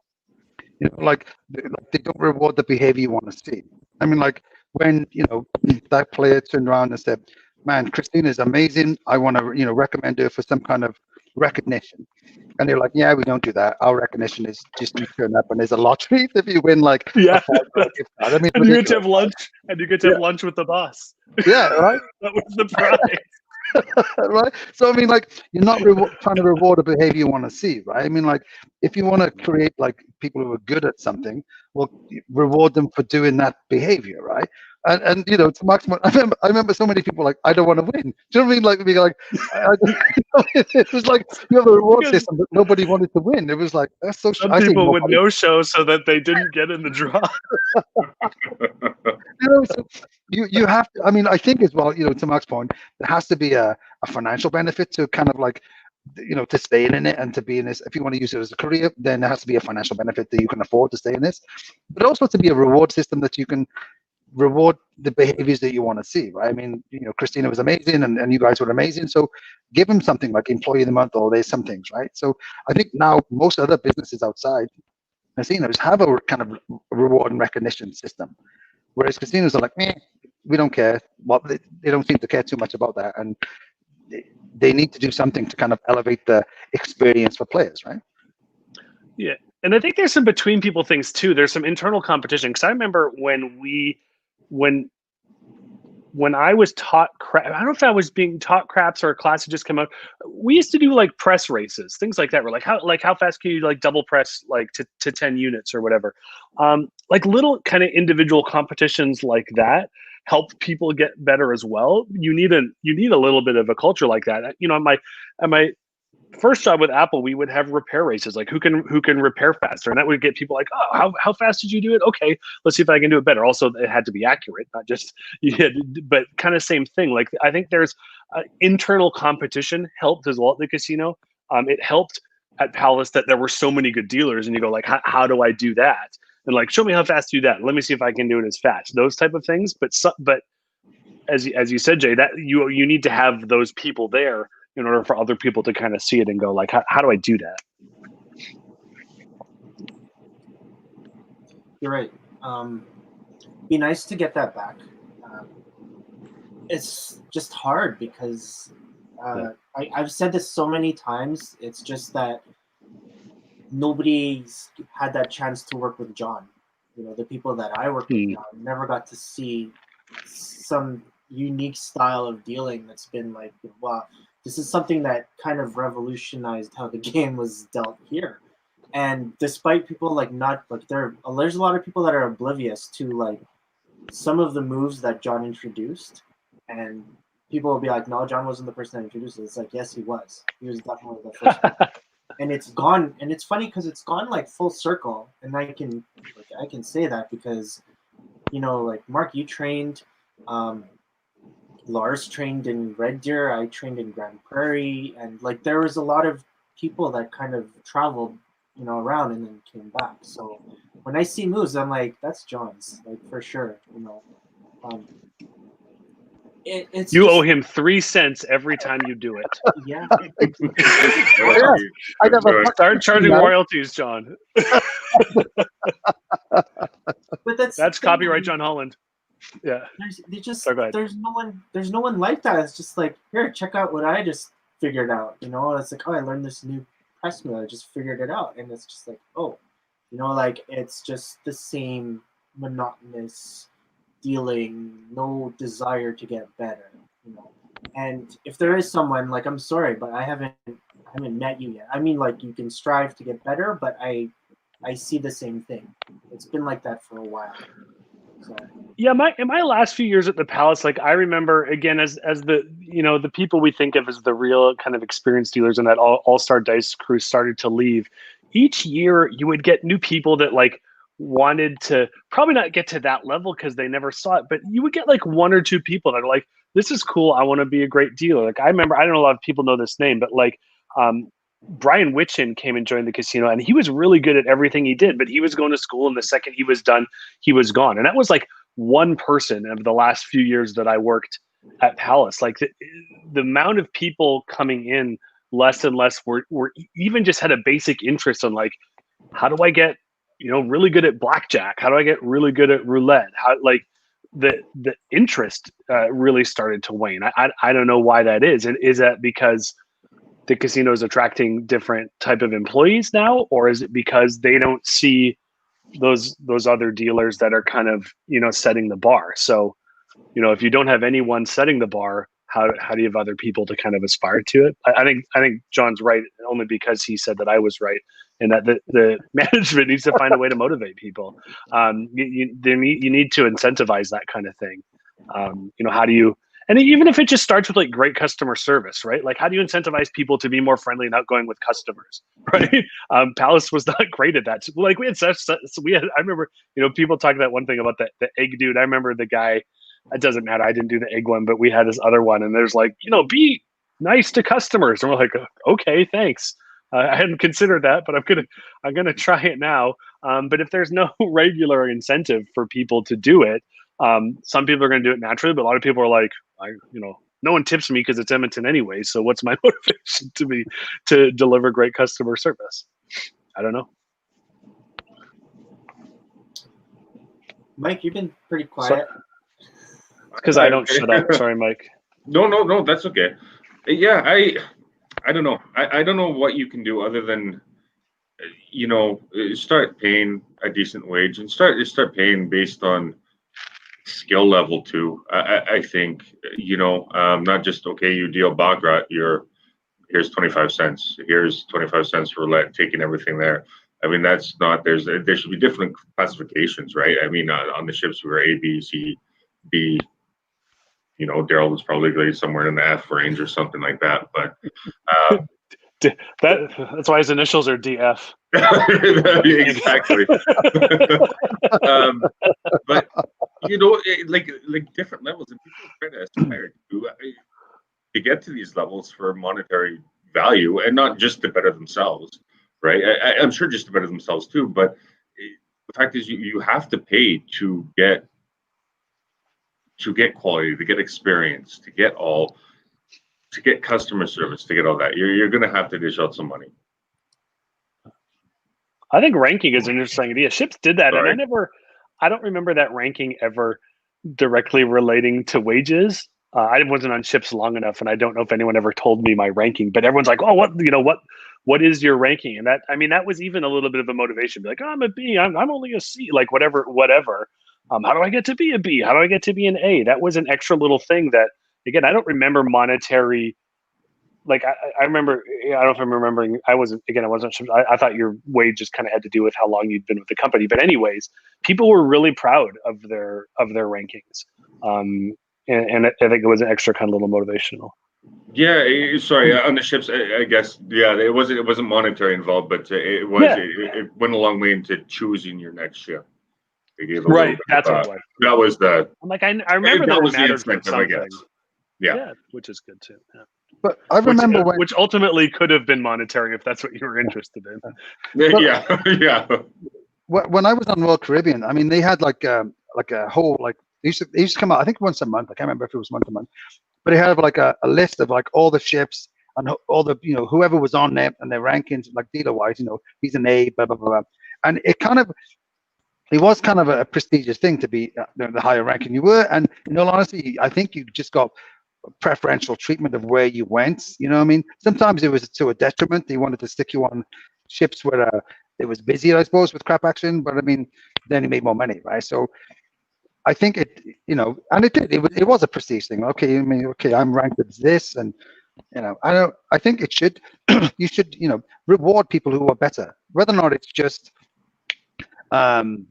monetary, but some other kind of reward system that you can come out, like, okay, you did great today, why can't you, or if you're a great blackjack dealer. I mean, I was terrible, to be honest, and I could never get that. My hand-eye coordination was always bad on blackjack. I don't know why, but it was might have been the alcohol when I was on the ships, just to be but it was never very good. So it was like, it never rate me on that. It was just terrible. But I think you should, reward the behavior you want to see, right? I think. And have fun. I mean, oh my God. I mean, like all the times that we were there, it was always fun, right? I mean, we spent so much time like on our craft table all the times. I mean, like it just looks now that nobody's enjoying their job anymore. Which is, so Jay, did you say you're working at a casino now? Again? Which one? Casual. I'm a yellowhead. I haven't gone back yet because, well, first off, they don't need me. I work once a month. Right, got it. Yeah, so it was very casual. But I mean, when I first, because I think I've been there for like 4 years now, just part-time. But when I first got back, I mean, there was some talented dealers. It's just they weren't they were good, like really good, but you see them and it's like, you can be so much better, and I wish you got to deal with this person that I got to deal with, and you would have like totally like blown the roof off. Yeah, I think you should just start ranking people once you go back. Just start ranking them. Just be like, oh, I heard you were a C. They're like, what do you mean? Oh, someone over there told me you were a C dealer. Maybe you need to improve. What? It's. But here's the thing. Can I just tell you one story? Like I'm not gonna say the full name, but anyway, Kevin, Edmonton dealer. We used to have, like when we were on the ships, we'd have the self-assessment, and every year you'd have that. It was marked out of 150, whatever it was. I can't remember the stupid point system, and you'd have to rate yourself, and you do your self-assessment. You'd have to hand it in, and they give you your assessment. And Kevin rated himself like really high. I think he just did it as a joke. He's just like, I think I'm awesome. And he rated himself like 140 or something out of 150. Yeah. I think I'm up here. And they handed it back to him, whoever the manager was, and went, you ain't that good. And obviously he didn't see the irony that he was just joking. And but what? And that's the thing. Like one of the things I suppose maybe casinos here, like they don't have like an annual review of like how good are you. Maybe that should be They performed. used to. They used to. Did That's they? one of my favorite. Yeah, I worked at the Palace Casino for 8 years, and I got an annual review once. You're supposed to get them every year, and I will never forget it. I will never forget there's a review. I tell this story a lot. I got pulled in the office. Hey, here's your yearly review. I'm like, what? Because this is like 3 years in. I'm like, you're 3 years late. But anyway, so the pit manager at the time was like, you're really good at all this. The only negative comment you got was that some of the pit bosses said that you think you're better than everyone else. And I said, well, that's because I am. And he said, fair enough. And that was the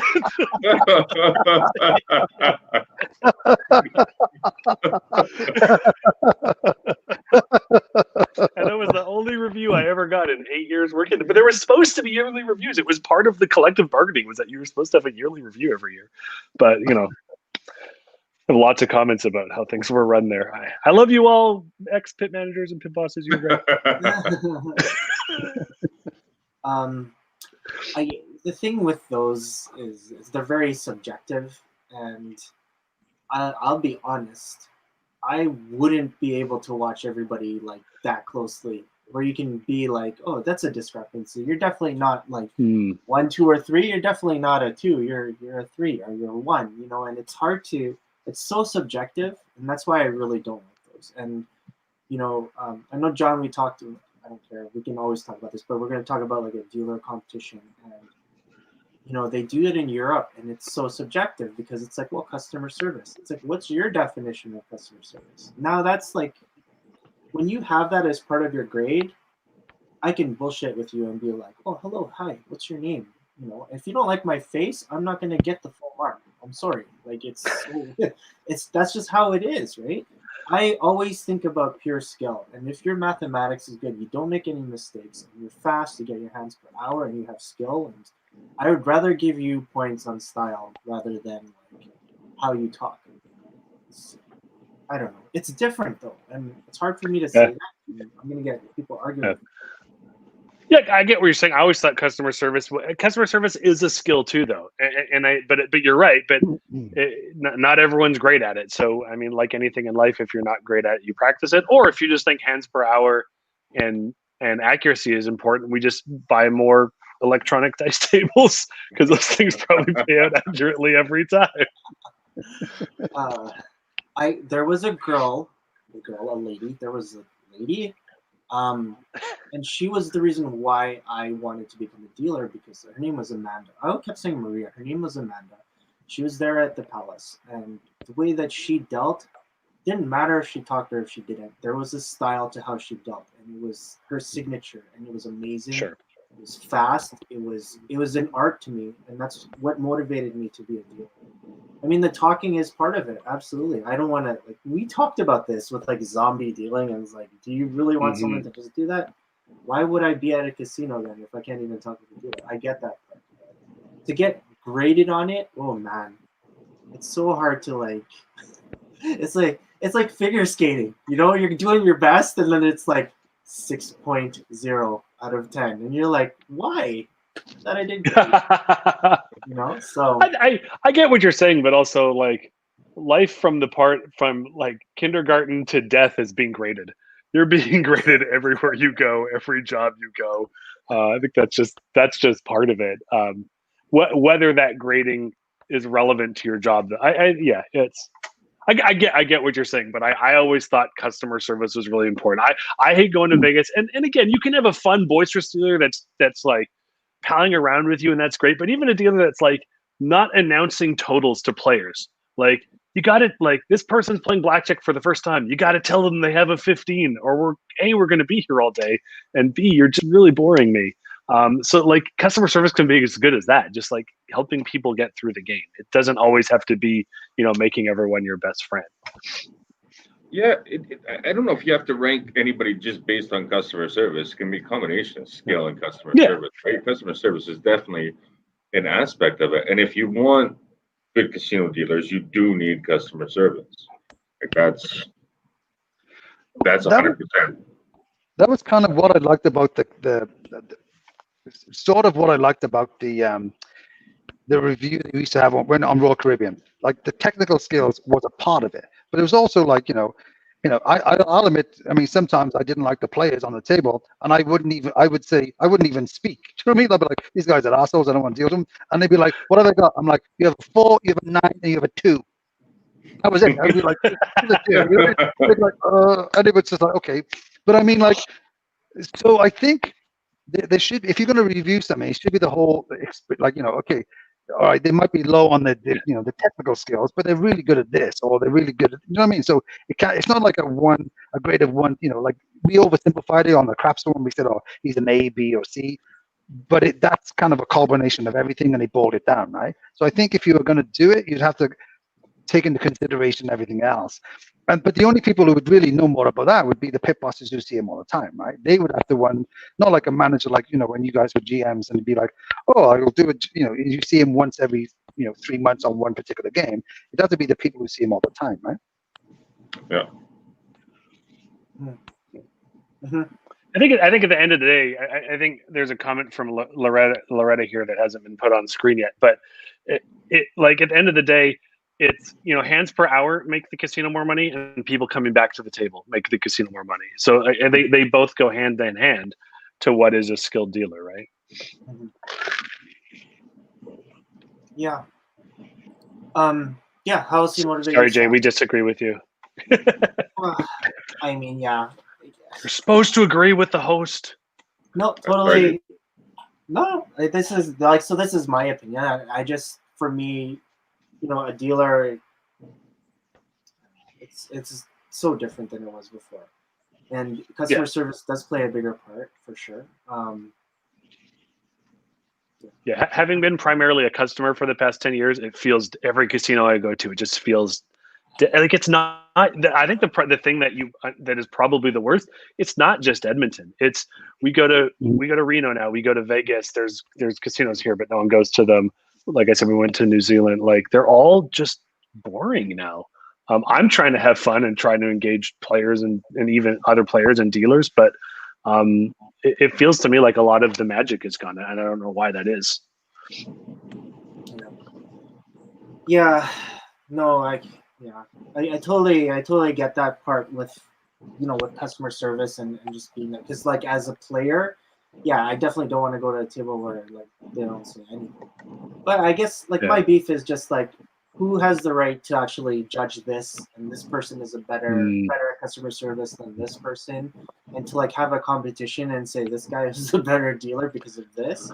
I would say if you're good and you communicate and you don't tell a person off, and you put in the effort, you get your full marks. But, yeah, I think customer service is more about not being bad than being really good. Like, there are always people that are going to be above and beyond, but, like, as long as you're, like, I really, working on ships, one of the best things they taught us was customer service. Like the gold thing at Royal Caribbean, and the freaking Celebrity Connections acronym that was like 80 words long on celebrity. Ultimately, they said the same thing. Like, the own the problem, deliver the wow. I still use those terms at work now because they're true, right? When someone has a problem, find a way to fix it, even if it's not your job to fix it. And sometimes that's just finding the right person, but same thing, right?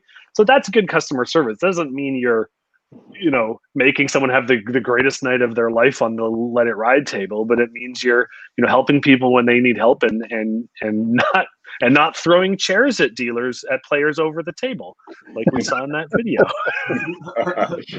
Still awesome. Yeah, it was awesome. We've all thought of it. I was amazed at how good he was at throwing that chair. He hit nobody apart from that guy in the head. I was like, dude, man, that was awesome. That was impressive. But how light was that chair? In the back for that. That's true, because casino chairs in my history have all been super heavy. Right. Yeah. And I was like, I one-handed a thing and just. And he went right through those two, and the two players didn't even move. They were like, and they just went. Oh, Mark. Do you think he said something awesome? Like, he said, like, have a seat, and then threw the chair? Like, I don't know, like action movie or something? He said, hit me. So I did. Hit me. Busted. I was so, I don't know. I was like, it was probably like he turned on and he said, "You're grounded." And he's like, "I'm not grounded, Dad." And he threw his chair.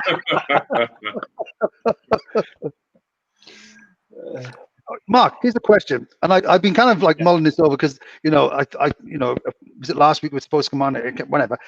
So you worked in Apple, and the Apple Store always have like an amazing experience, right? And that was one of the things I wanted to pick your mind at. Is like, okay, we see now the casino experience is gone downhill since when we were there a long time ago. If Apple had if ever obviously they never would, but if they ever decided like, okay, we're going to create this casino experience, what do you think their priority would be? Oh.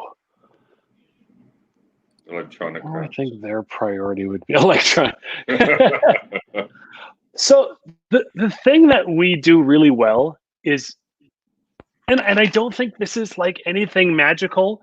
I'll tell you a story. So one of the things we do really well is selling at the store was never about selling the most. It was about selling the right thing.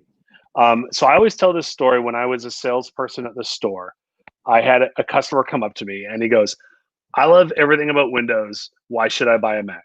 And I said, "You shouldn't." He's like, "Aren't you supposed to sell me a Mac?" I'm like, "Well, you just told me you love Windows. Why would I sell you a Mac?" And he's like, "Well, I'm in an Apple store. Why else would I be here?" I'm like, "Well, I said, I feel like you're trying to trick me." But anyway, so we go on and he's like, "Tell me something great about Macs." I'm like, "Well, you don't really have to deal with viruses." He's like, "I can just erase my computer and start over if I have a virus." I'm like, "Okay, this conversation is pointless." But all this goes to say that we never, like, I knew that person didn't need a product in our store because he wasn't the right person. So same thing. Our goal is never to sell someone the most expensive computer. It's to find out what they want to do and meet their needs to the product. So same thing with it.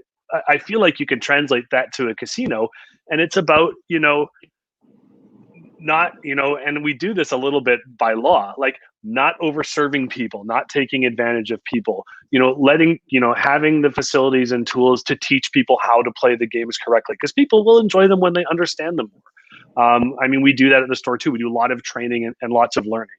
It's making people feel comfortable in a new scenario, which technology is. So I think those are kind of the things, like you need to find a way to, match people to the right game, teach them how to play correctly. Because I think a lot of I've seen in my life, we dealt with this on the craps table all the time. We had the old joke, like $5 to play, $10 to watch, because people would always sit there and be like, "This looks fun, but I don't know what to do."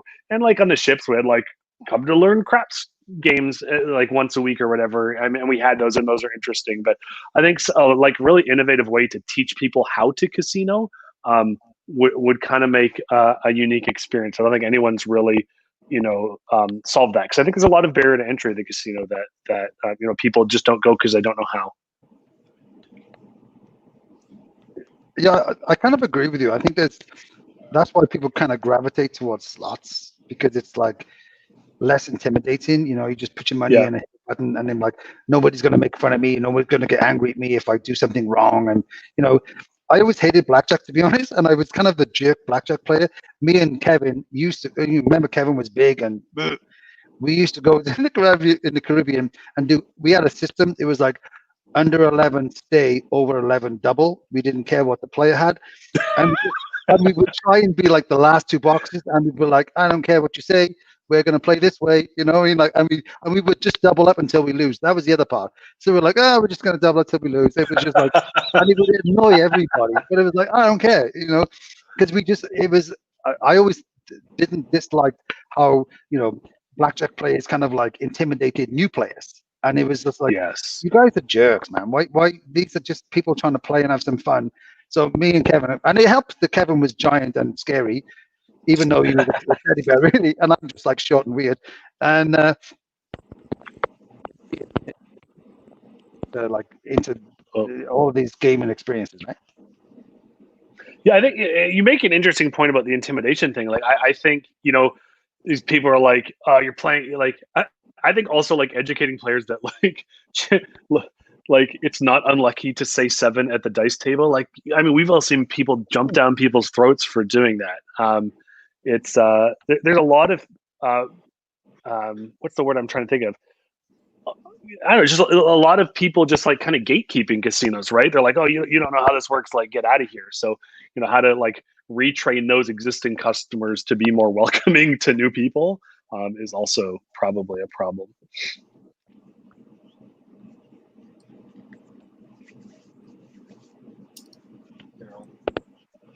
but the don'ts and the White has a question for you, Mark. Where are you now?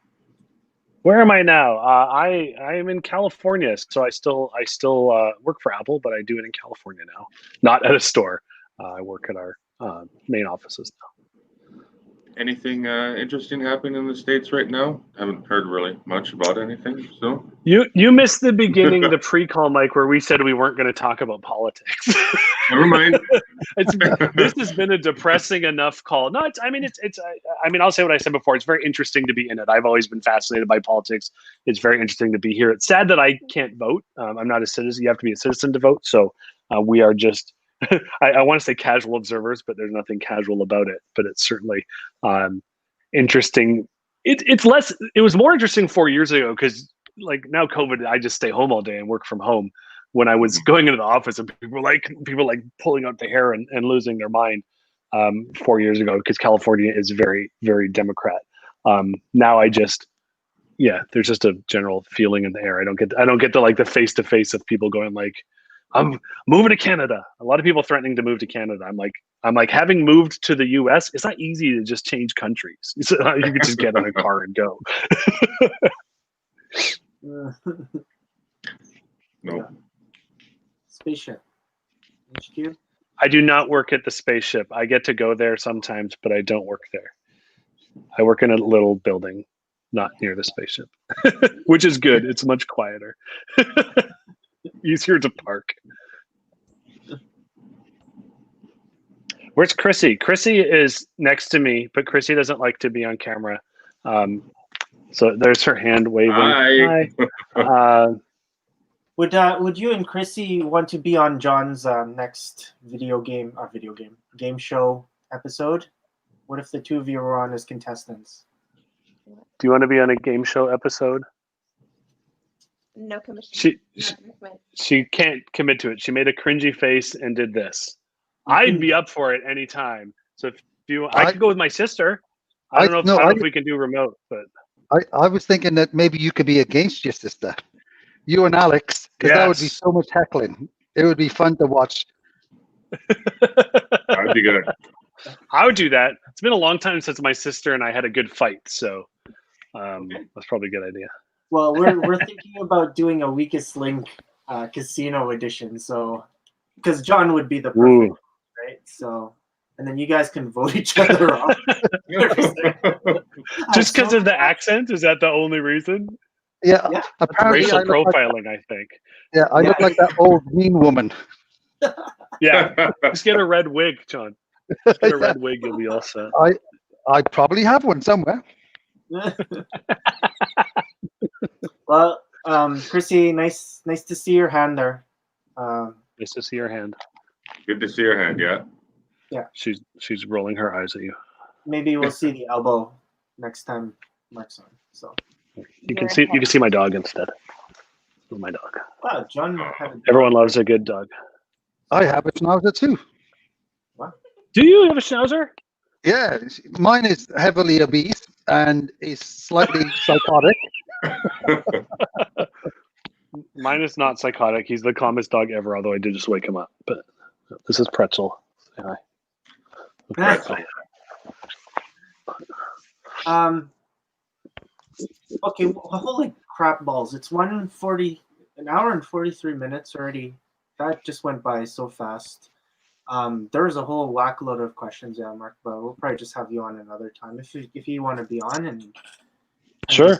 Panel, it would be great. How about this one? We talked about this the week before, so I think it would be a good question. Mark, if you were in your prime, would you want to break in? Oh, no, that's not it. Oh, yeah, no, that's a good one. What era and where would you want to work if, whenever you're on your prime? Are we talking casinos? If I was in my prime, which casino? Sure. Yeah. Which casino? What era do you want to be working? Yeah, I'm not good at these retroactive questions. I feel like I broke in at a good time. I would say my biggest regret in the casino was not being able to to be on that first team that dealt craps. You guys looked like you had a lot of fun. And by the time, this is something that doesn't get talked about very often, because everyone at the casino was fairly nice. But that first craps crew was a little bit arrogant, a little bit like, you need to pay your dues to play with us. And that's not necessarily wrong. You guys certainly had this extra skill level that we didn't have. But so there was, its own little barrier of entry to kind of play with that team. So to be able to be on that first crew would have been an interesting time. But I think, I met a lot of cool people. Again, I got in before things really started to decline. We had an interesting second wave when I left ships and came back, and Steve Wilkie and Jesse Kruper, not great dice dealers, but like good people to be around, and we're certainly great at roulette and poker. I think dice kind of was waning then, but anyways, Sterling and I were kind of in that second wave or second and a half wave. Some really good dealers in that time. So I enjoyed my time, but to be able to be on that first crew, I think was probably something pretty special. A lot of us are like, wow, those guys are so cool. And maybe Sean Joyce would have been nice to me. Once. No, I'm just kidding. But that dude, he was, he's like, I don't have time for all these new dealers. But he did help me place a bet on the Patriots in when they won their first Super Bowl. So I'll never forget that. Well, yeah. I mean, there was some arrogance there for sure. It's a little bit, and it was earned. You guys were the best. You were the first dice team in town. You were the best dice team in town, and then you had John and Darren like helping keep the level high. Like you had external people that are like, "Oh, you guys think you're good? This is what good is." So not only did you have a bunch of good dealers that kind of all got to learn together, but then you had people that could continually push them to get better. And then you had, because of that arrogance, and you talk a little bit like how do we get things back to being great again? All you guys thought you were better than everyone, and it worked positively. It's like, oh, you can do that. Well, let me show you what I can do. Oh yeah, well, you can do that. Let me show you this too. So I think that arrogance breeds a little bit in an internal competition. It wasn't rude, but we certainly felt like outsiders, those of us that weren't in that first group. Oh, not all of us were like that. I mean, I was put in my place. And there were certainly different degrees. Yeah. Yeah, no, I was put in my place so early, because I knew Quan on roulette with payouts. My ex with chipping would beat me. Carrie was so fast on craps, I was just blown away. So then I was totally put in my spot. And then John comes in, and then we're all like, oh my God. That's kind of when everybody else is like, boom, boom, boom, right? It's like, there you go, right? There's the person that you need to follow. So, yeah. And that's a bit of a catch-all statement, because I don't know if I would ever call Hillary arrogant, right? She was the nicest person in the whole casino. There was so many nice, there's so many nice actual dealers on it too. But I mean, there's there was certainly a clique. It was a clique. Yeah. You guys were the cool kids, and that's fine. That happens. Well, I think that's what it was, though.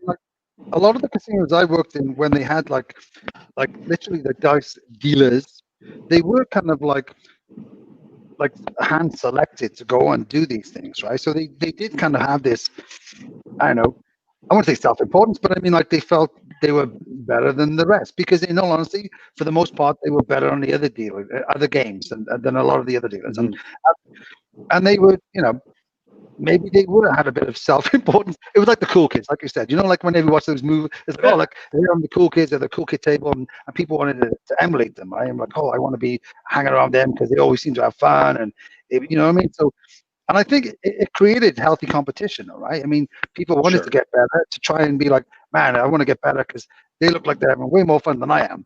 Whether they were or not, who knows? But I mean, I just think it helped. Well, and that's the great thing about dice. Even if you're not in it, you're dealing roulette next to the dice table, there were low limit blackjack. You're like, wow, those guys sure look like they're having fun. So there's also how do I get over there? Even if you didn't even know what craps was, you're like, that looks like the place to be. And I remember very early on, Lars saying to me, and some people romanticize this a bit, but Lars was like, I'll never forget it, Lars. He was like, you know, one of my favorite things to do on a break is go sit on the balcony above the craps table and just watch the dealers dealing in unison. I was like, really? I like to eat. But wow, is craps that interesting? So like people would say things like that. You're like, what am I missing? Right. So yeah, it was a cool time. Yeah, I I don't know. I think when I so I went on the ships and then Grand Prix, and then when I came back, I think my whole perspective changed about it. I think I really just wanted to train and be the best teacher for somebody, and I wanted someone to be like an A dealer, and I think that gives you like the most pride. Like I get super happy when someone like beats me in a chipping race, right? Because it's like, yes, you're gonna be good. Because I think I'm okay. Like I'm in the bar there, right? So if you're above it, I think you're awesome. But yeah, I mean, like to be the best. That's one thing though. Like if there was like grades, like you had the ABC. If I was still doing contracts, I would definitely like strive to be an A, for sure, right? And I think that's what would get you motivated and you keep going. Mike, I don't know, like how you and felt some people about have the yeah. Go ahead. No, I agree. And some people have that where they're just like, I just want to be the top ranked. And some people are just like, I just want to make more money. And neither of those things I think are better or worse than the other, but just people are motivated by different things. And I think we had a weird situation at Palace where we suddenly had a bunch of people that were just motivated by being the best and they fed off each other. I think we caught lightning in a bottle a little bit. I just like the moves. It was fun. And just learning, because I'm still learning, right? It's like, oh, how can I do this differently? And it's always just analyzing, and that's what made the game so exciting, rather than dealing like Sickbo and Red Dog, or just standing there. It's like, oh my God, like I die. I'm getting dumber by the shift, right? So, yeah. One of the motivators for me when I originally learned craps, like way up, a million years ago, was it gave me the opportunity to travel, which I never would have had if I didn't know craps. Because a lot of times, for guys, they were like, "Well, I don't want to have a guy dealer. I'll just have a pretty girl who can deal with Latin blackjack." But craps, well, craps maybe we need whatever for whatever reason. But it gave me the opportunity to do a lot more traveling, and and the better I got, the more employable I became. So that was one of the incentives that I had too, which maybe somebody in the Canadian casinos don't think about that anymore. Like, hey, if the more games you deal, and if you deal them to a certain level, you can travel, you can go, and there's casinos all over the place, and a lot of them will accept Canadian dealers, and the ships. It's not just the ships. It's like it's a really easy way to travel, right? Once especially when you're young, right? I mean, we've all done it, and so. Yeah, Michael. Yeah, I think that was one thing a lot of people tried to. I remember a lot of people tried to find jobs in Vegas, and again, getting visas in the U.S. was super hard. I think as Canadians, like the thought was that there were travel jobs out there, but no one knew how to find them. Everyone knew how to do the ships, and I think a lot of people that wanted to had that experience. But like otherwise, you're like, oh, I can go to Vancouver or I can go to Ontario, which are both great places, but they're not really destinations where you're going to pack up your life and move. So I think it's certainly in the UK, you probably had a lot more mobility. And I think a lot of Canadians maybe did, but we didn't know how to do it. I know I certainly didn't. And I probably wouldn't have gone on ships without Chrissy, but I don't know a lot of people that went from Edmonton to work in, Europe or Australia or wherever. Yeah, Mike, quickly, like what was it that motivated you? Because you ended up doing a lot of positions and you moved up and you became a games manager. So what was it about that? It was the competition. I always wanted to be the best at what I did. I never was. I know that. For all of you who are going to chime, I know that already, okay? But I saw what you guys were doing, or what you would do, what Tony would do. Tony was just otherworldly on craps. I just remember him watching him, and just his hand movements were smooth, and he was going so fast. It looks like he was slowing down. Like it looked like he was going slow. It was just ridiculous. Lars with his customer service, and he was quick too. I mean, Joe, Quan, everybody, right? Like, I mean, I wanted to be that level, and I never got there, but I always wanted to try to at least compete, stay with them, like, you know. Yeah, I think you do after a while. You want to move up. You want to prove to yourself, okay, I can do this. You know, I've made a fun of pit bosses for the last 5 years now. I think I can do one. So at least I can hear a shuffle check. I'll turn around, right? But yeah, I think trying to be the best that you can be at whatever you're doing is what motivated me.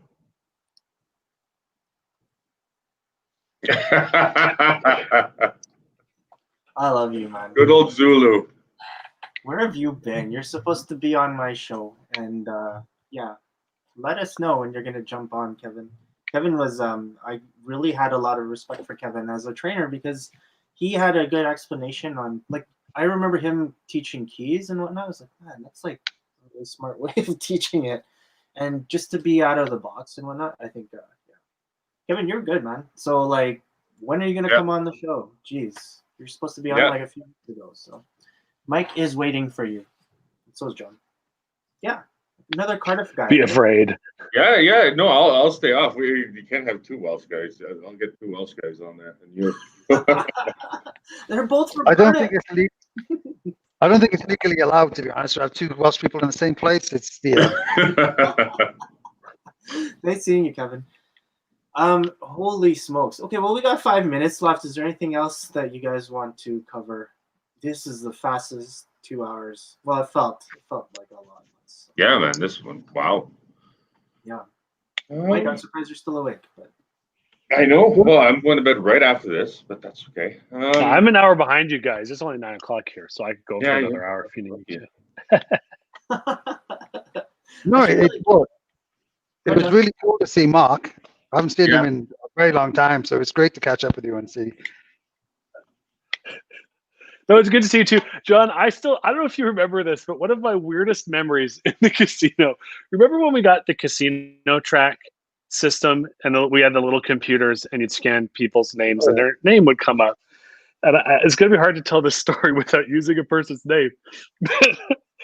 There was someone whose name I'm going to try and avoid the first and last name, but whoever knows this person will know. And their name came up on the scanner, and you went, "How do you pronounce your middle name?" And that person went, "I don't know, Quack or something." Do you remember this?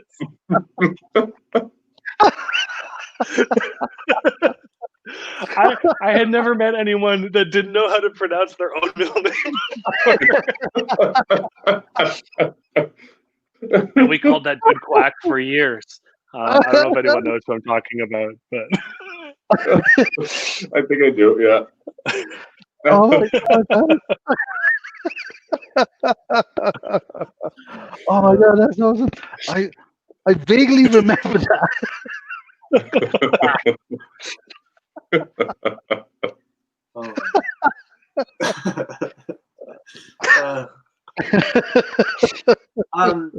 I do want to say one thing, Mark. But this isn't a depressing story. Like, when my dad did pass away, you were actually someone that you were kind of there, and I was collecting cards, and I don't know if you remember that, but I was so happy. You know, I got invited to like Wayne's Sports Cards to that golf tournament, and you know, as like depressing as I was depressed. It was a really tough time for me, but that really was like a bright spot for me to actually just be part of that. And I loved like cards, right? And it was like the Crosby year that I was trying to get. It was amazing. So yeah, I totally appreciate. You still collect? You still hook me up. Yeah, no problem.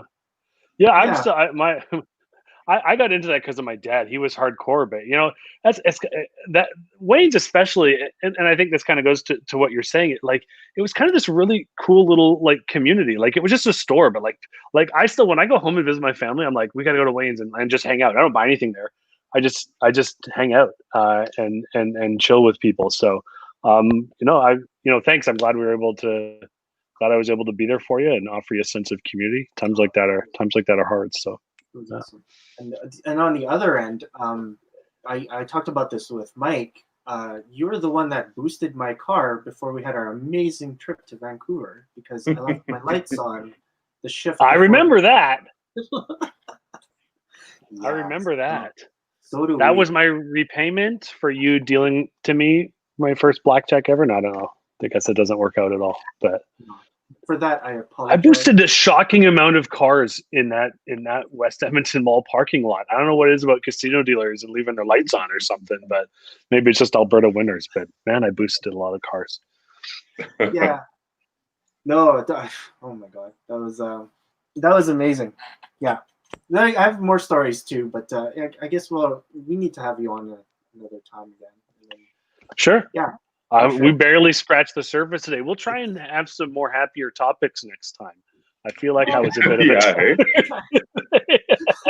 We need you to go head-to-head heckling with Alex in real time.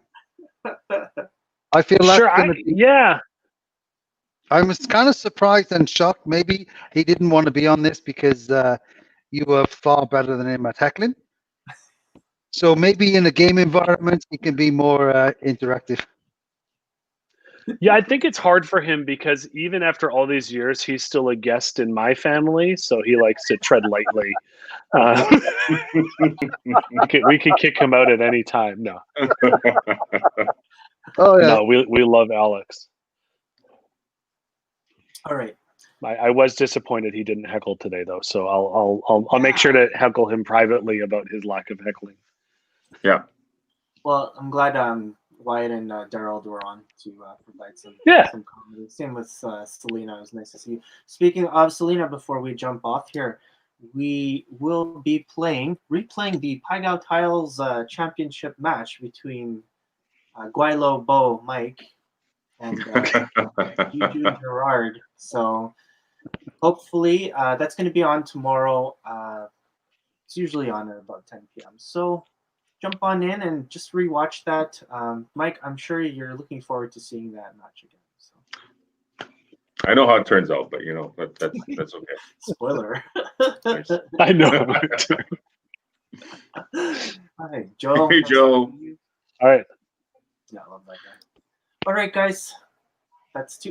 Thanks for having me on, guys. It was super fun. No, thank Mark, you so much. really good seeing you again. Yeah. Yeah, nice to see you guys too. I need to next time we're in town. We'll maybe I'll make a better effort to say hi to everyone in person. We'll try and do something. Once all this stuff ends.